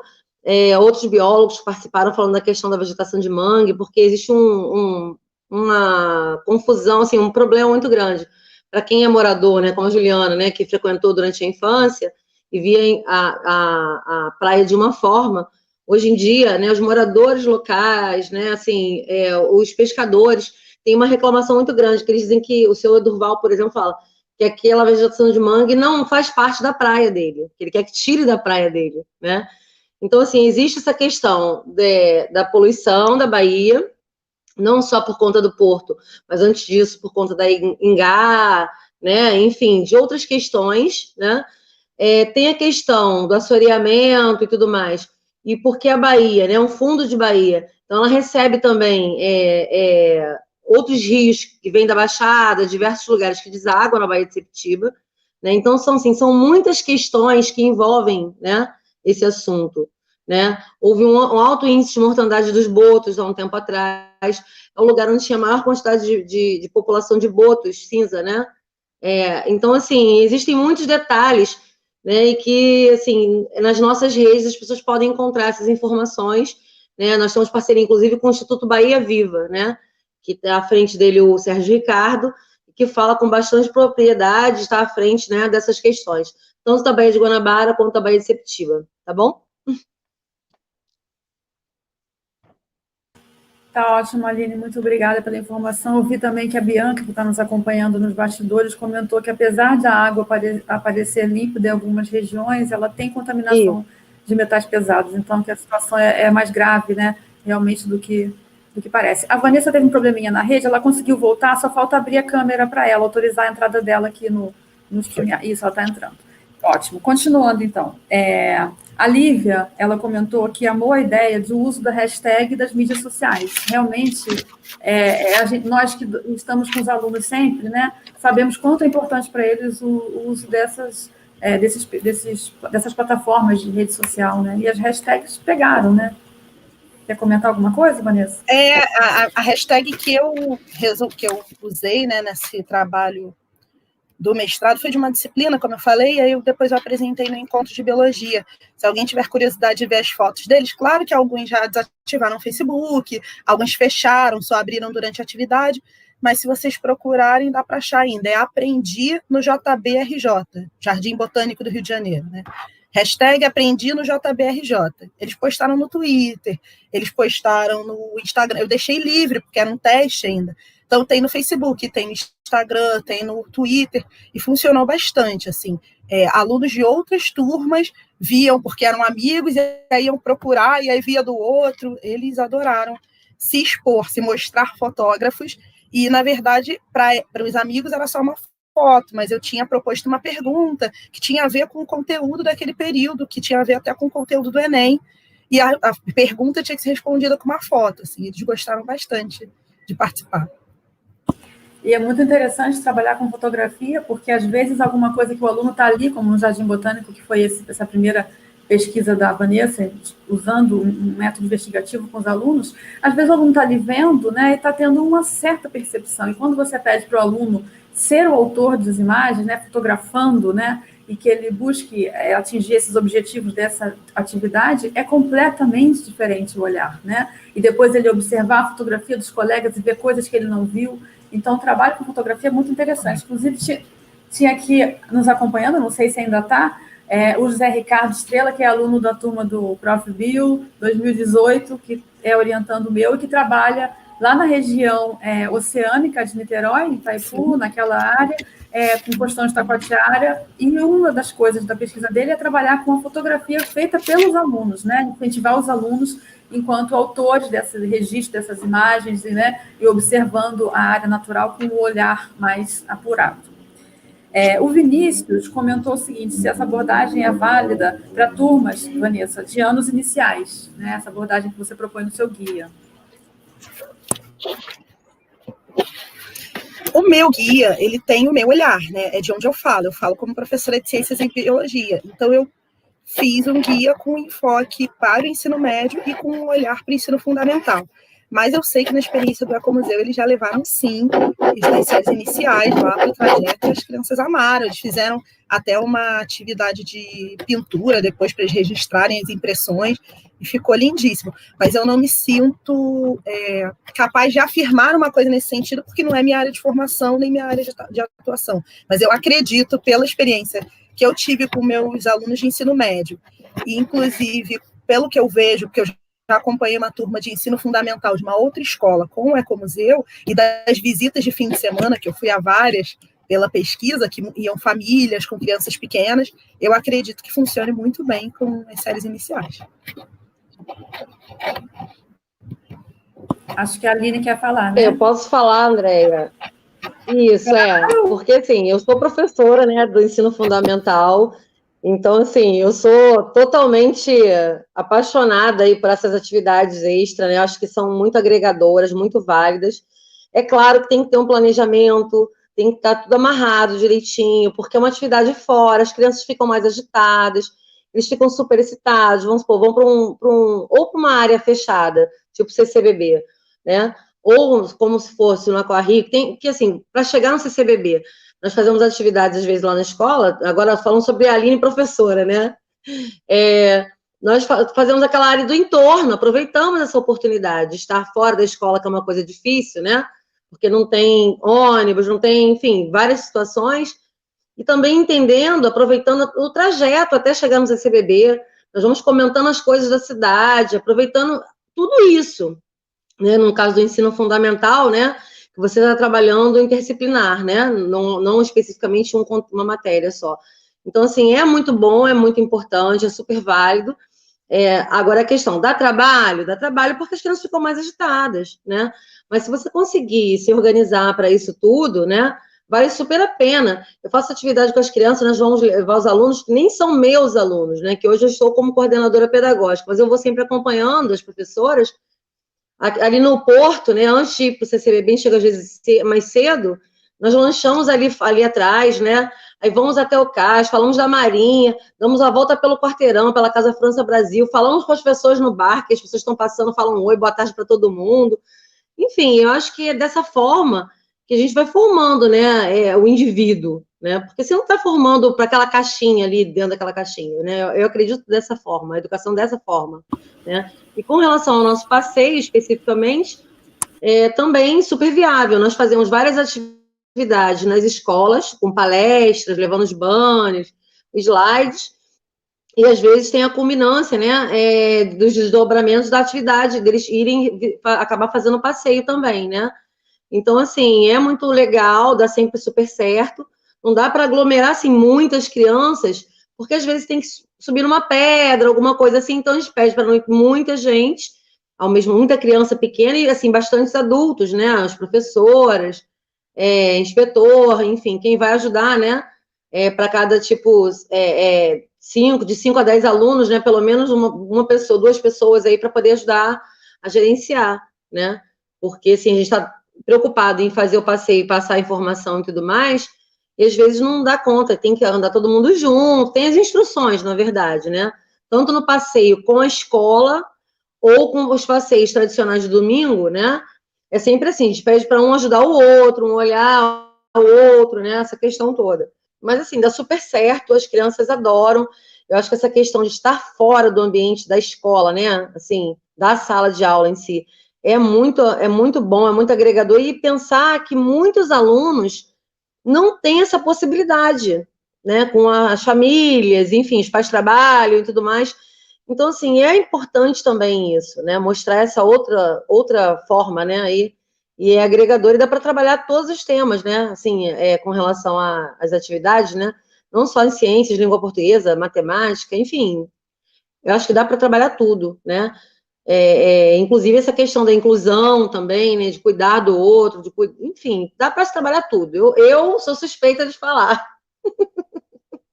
Eu também sou suspeita de falar. Eu acho que a pessoa pensar só na disciplina dela é empobrecer a experiência, porque a vida não é disciplinária, a vida é tudo ao mesmo tempo. Então, concordo com você. Eu também, quando saio com meus alunos, já conta tudo. Conta o trajeto, o deslocamento, se teve engarrafamento, se teve um problema, o que a gente está vendo o tempo todo.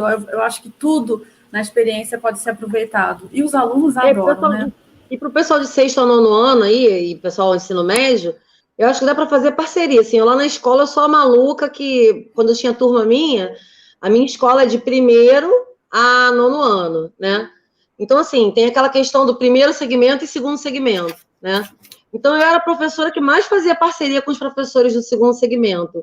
Pessoal de ciências, eu fazia pedir, o pessoal tem educação para o lar, eu fazia trabalho junto, sabe, assim, integrado, porque tem isso na escola, né? Então, assim, eu acho que as pessoas precisam, às vezes, né, olhar até os professores de 6º a 9º ano, né, ensino médio, faz parceria com outro amigo de outra matéria, né, para aquela atividade, né, para ser mais agregadora, ser mais abrangente e tal, eu acho que dá super certo, né, enfim. Não sei, estou me metendo na seara alheia, estou só dando uma opinião. Não, né? Não está, não. A seara é sua, você é professora, somos todas, e eu concordo plenamente com isso. Já fiz parceria com o 1º segmento, amei, enfim.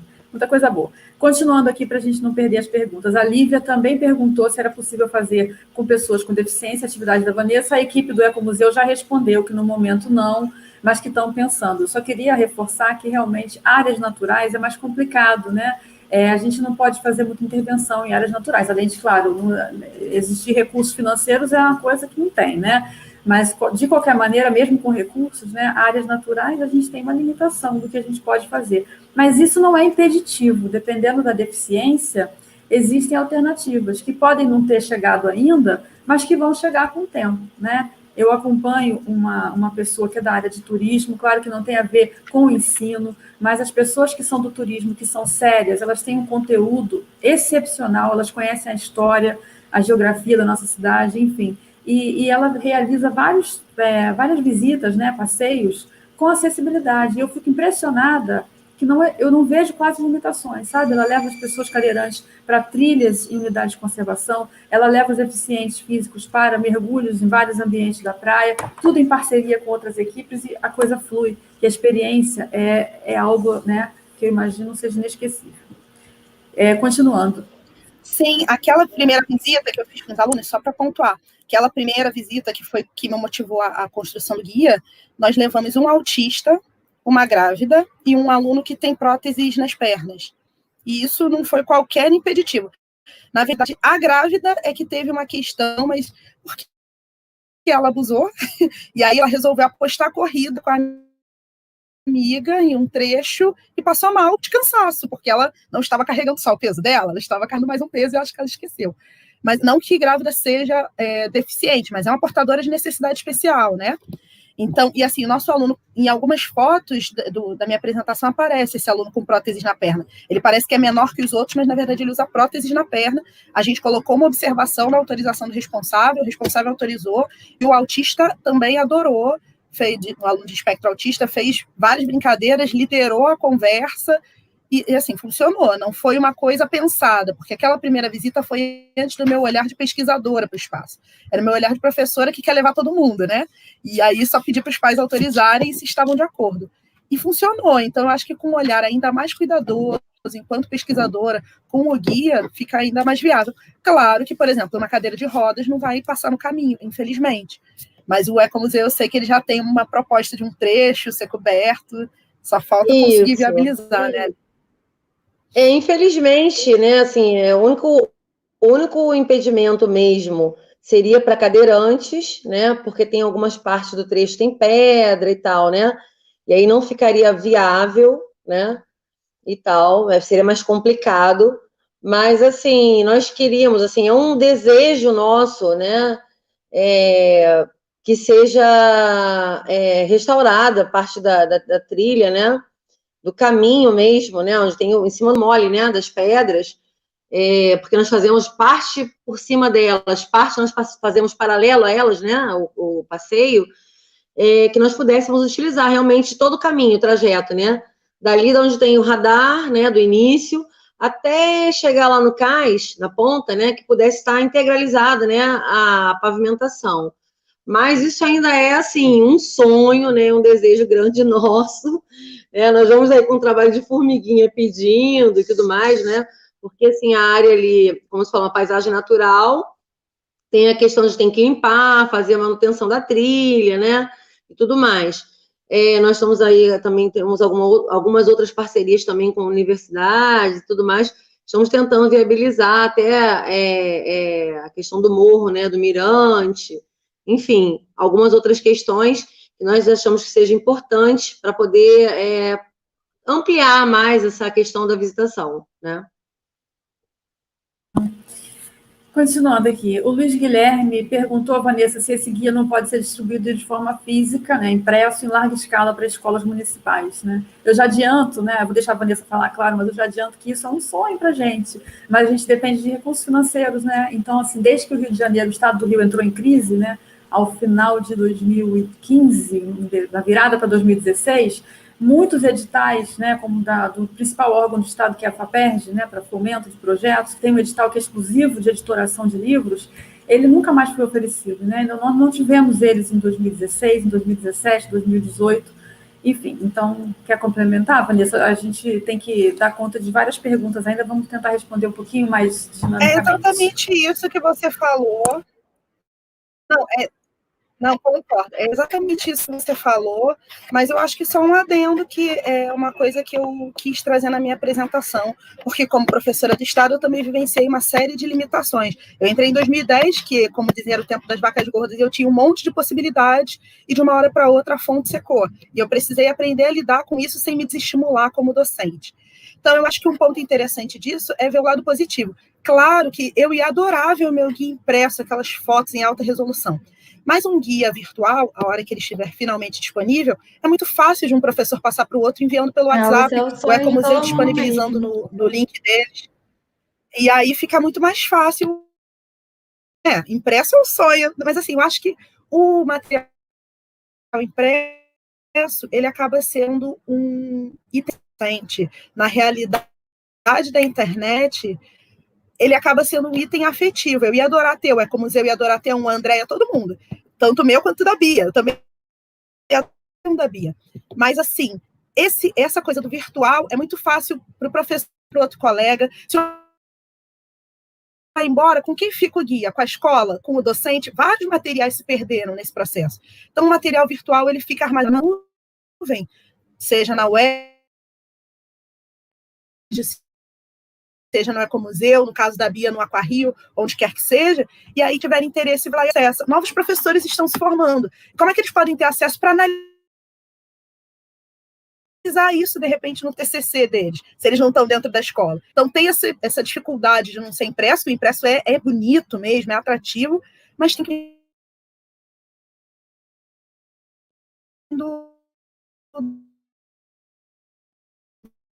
digital para essa Vanessa, deu uma picotada no final da sua fala agora, acho que é uma questão de oscilação da rede, mas a gente conseguiu entender praticamente tudo que você falou. Está no nosso horizonte essa ideia de ter a versão física.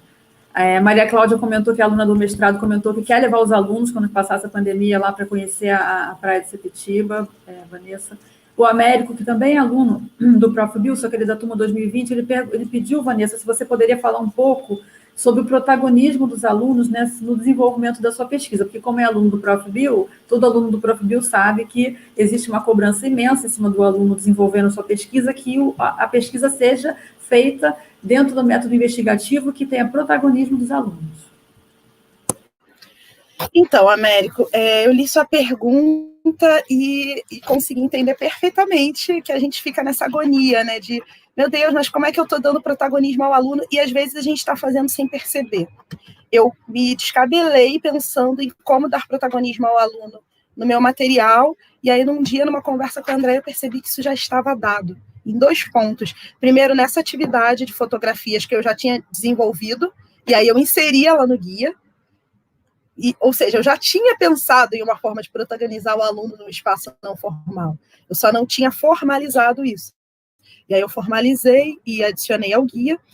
E a própria natureza da proposta, ela é de protagonismo do aluno. Quem me convidou para conhecer esta parte da praia foram os meus alunos.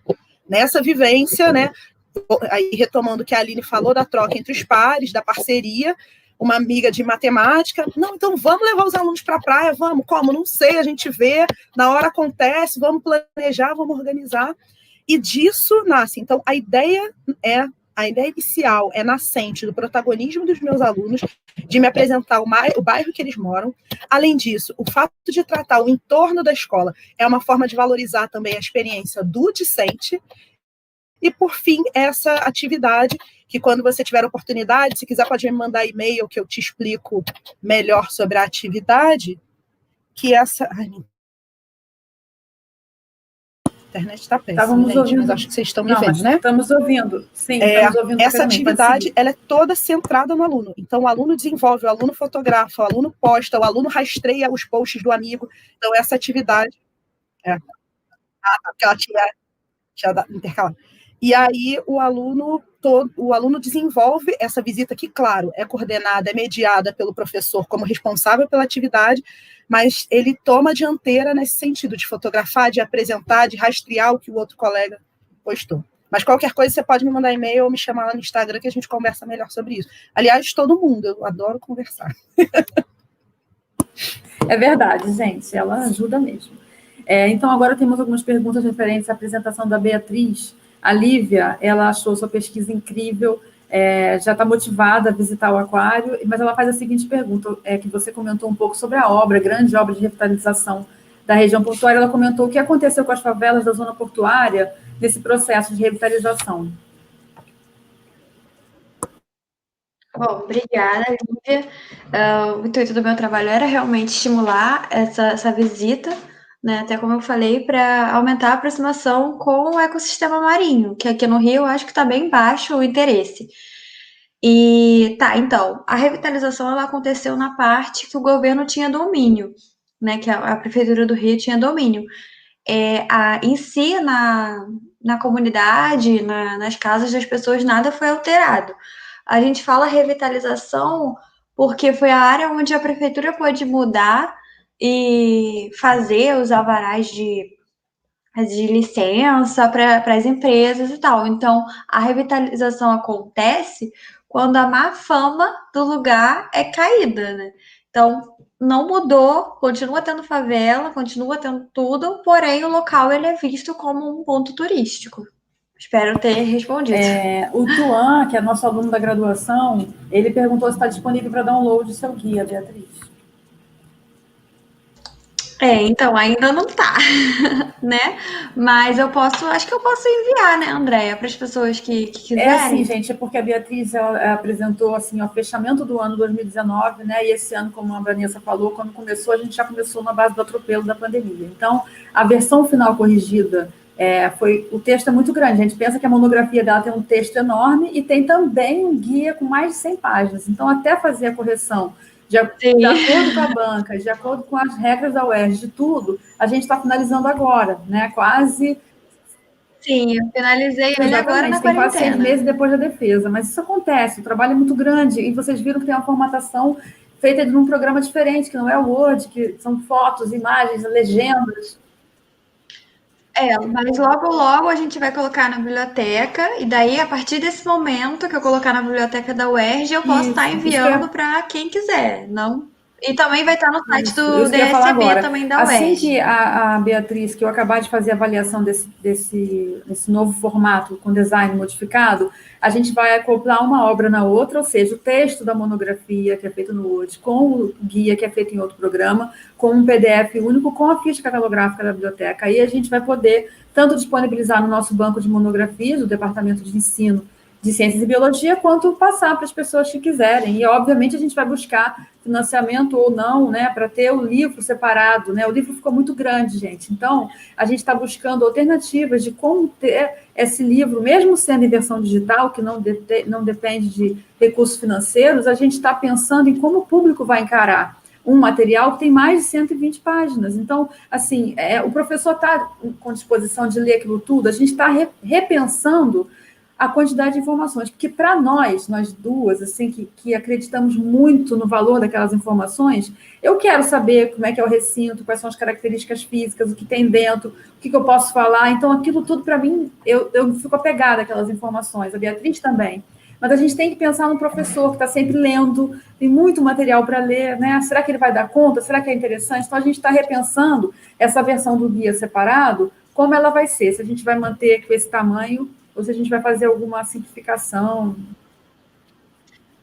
Eu deixei meu e-mail aqui nos comentários para, quando possível, se vocês quiserem entrar em contato, eu posso estar mandando, sim, só para finalizar essa perguntinha. Mas aí é todo esse processo. Ótimo. Que a Andréia falou. A Aline Cruz, ela comentou que acha importante esse trabalho, né, que valoriza a visita no aquário como uma atividade, né, que é letiva, né, que é pedagógica, porque existem grupos de pessoas que tentam desqualificar a atividade, né, levantando a ideia de aprisionamento dos animais, né?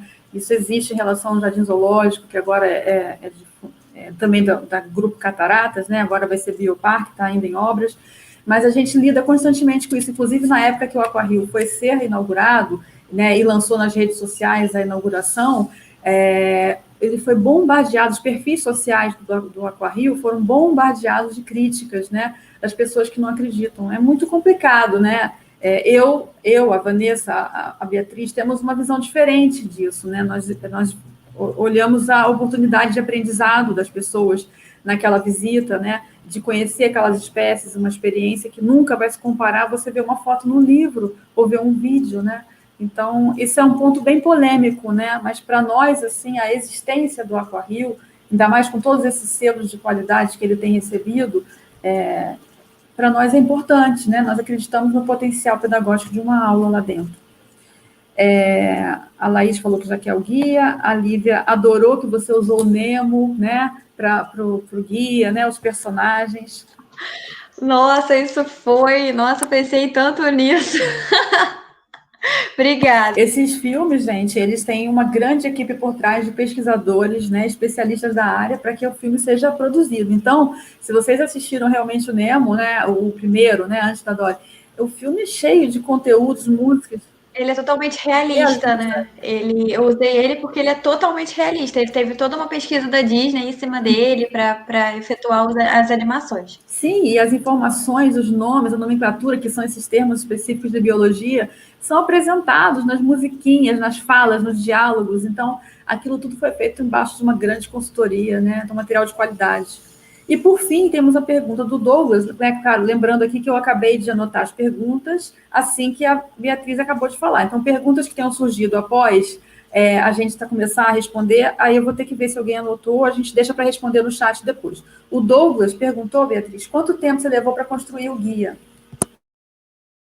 Eu vi essa pergunta, então preparem-se. A pesquisa foi iniciada, a gente entrou em contato com o Aquário em 2018. A gente teve a resposta em 2019, no início. E aí, até julho, eu fiquei só com pesquisas, promovendo pesquisas já sobre o Aquário. Então, eu fui para o Aquário no final de 2019, então durou um ano todo esse percurso. E se contar o designer, que é a parte final, foi mais meio ano. Então, foram um ano e meio de guia aí fazendo. Foram um ano e meio. Mas não desanimem, olha não a qualidade, desanimem. Né? Olha o tamanho do produto, né? Um guia de mais de 120 páginas, ilustrado, com legendas, Tem que pensar que para cada descrição de recinto, foram 32 recintos, né? Ela coloca propostas de abordagem dos professores, né? Procurou materiais atualizados, né? Pesquisas, artigos, mas que tivessem um viés dentro dos documentos oficiais, seja o currículo, né, da prefeitura, seja a BNCC. Então, isso tudo dá muito trabalho, é uma pesquisa documental muito grande, uma pesquisa de campo muito grande, e depois você construir algo que faça algum sentido, e que não seja careta, né? Que não seja focado só em ciências, que seja multidisciplinar, que seja interdisciplinar, que é até mais importante. E o resultado, para nós, assim, é muito satisfatório, a gente fica muito feliz com essa proposta. Então, eu queria saber se a Aline quer colocar alguma coisa. Exatamente, eu acho que é assim, para a gente que faz, para a gente que faz, é muito tempo. Quando você olha, vê que levou 2 anos, eu levei quase 2 anos, né? Eu praticamente entrei, 3 meses depois eu já estava começando a fazer alguma coisa do guia, e aí ele terminou, depois de eu terminar o mestrado. Então, assim, mas para a gente que está construindo, produzir o guia é o que dói menos. Assim, o design é muito, muito custoso, porque, como a Andrea disse, nós não somos profissionais da área. Assim como a Beatriz, eu fiz o guia inteiro, cada foto é minha, então eu tive que ir lá várias vezes, não ficou boa, volta outro dia, faz outra foto. Mas, assim, fazer o guia, compor, é o que dói menos. É a parte mais prazerosa, porque é uma coisa que você acredita, que você quer que as pessoas vejam. O mais trabalhoso é o trabalho por trás, que independente, pensando agora num programa de pós-graduação, seja lato sensu ou stricto, ou uma graduação, esse trabalho por trás vai ser enorme em qualquer coisa que você faça. Eu gostaria de responder só mais uma pergunta que eu vi ali no chat, que eu achei muito crucial. Primeiro o Arlen falou que foi muito bem retratado a questão de quebrar o tabu de cativeiro. Isso foi muito importante na minha pesquisa, porque foi o que eu mais fiquei com o pé atrás. E realmente foi bom poder mostrar que o aquário é sustentável e não tem todo um tripé. Mas a pergunta que eu vi aqui foi se tinha cetáceos no aquário. Não, não tem cetáceos no aquário. É justamente um dos critérios que o Aquarrio teve que seguir da UASA, né, Organização Mundial de Zoológicos e Aquários, de não ter nenhum cetáceo, nenhum mamífero, porque são animais que não se adaptam a cativeiro. E é isso. A outra pergunta que eu vi aqui é se o Aquarrio tem objetivo de soltura de animais.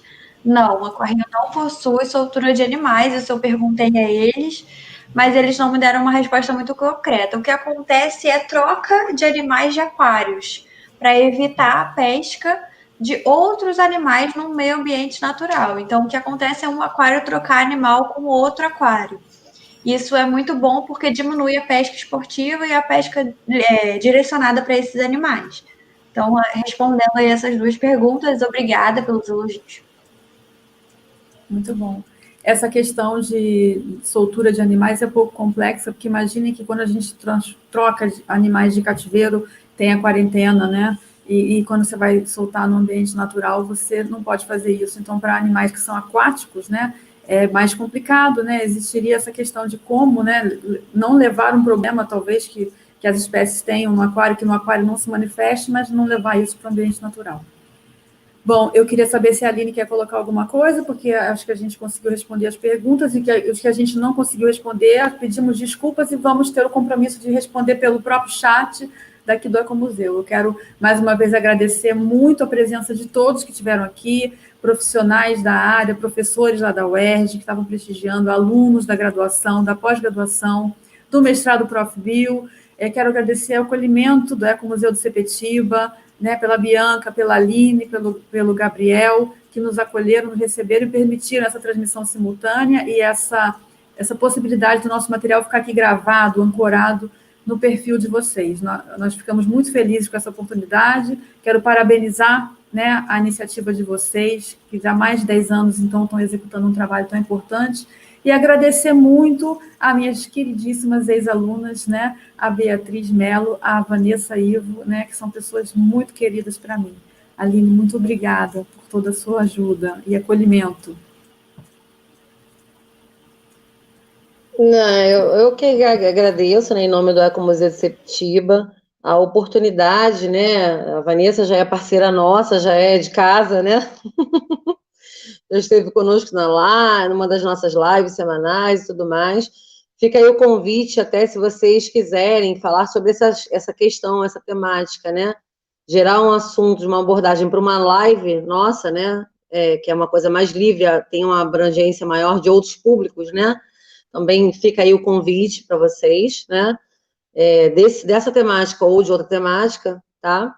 Então, assim, somente agradecer a oportunidade, estamos abertos aí, né, para essas parcerias, né, acho que acreditamos principalmente nisso, na educação, né, que acho que sem educação não tem, né, o caminho, acho que o caminho é esse, né, para a gente conseguir sair dessas questões que nós estamos vivenciando, então acho que somente mesmo com a educação. Então, parabéns para o trabalho das meninas, né, o guia da Vanessa, né, nós já conhecíamos, né, por conta dessa troca de figurinhas.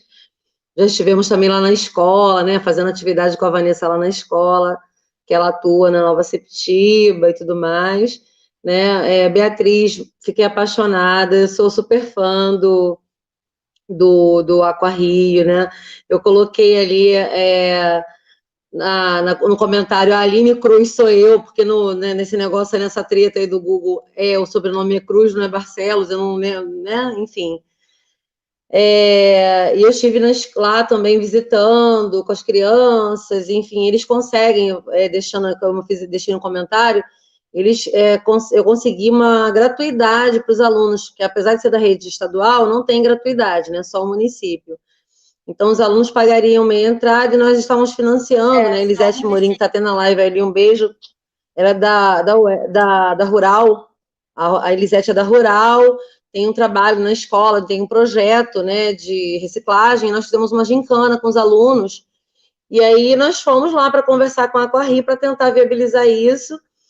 A pessoa que me atendeu lá foi a Débora, e esse papo desenrolo, eu conversei com ela, apresentei as coisas e pedi muito, e aí fomos trocando figurinhas, e ela concedeu gratuidade para todos os alunos da turma que tinham participado, que a turma que venceu, né? E mais os professores que foram acompanhando. Então, assim, foi uma coisa maravilhosa. Nós tínhamos só que tentar essas gratuidades. Super aconselho, porque na maioria das vezes elas são concedidas. Tem um projeto, que tem um projeto legal e tal, conversa, envia para eles, né? Fala, né?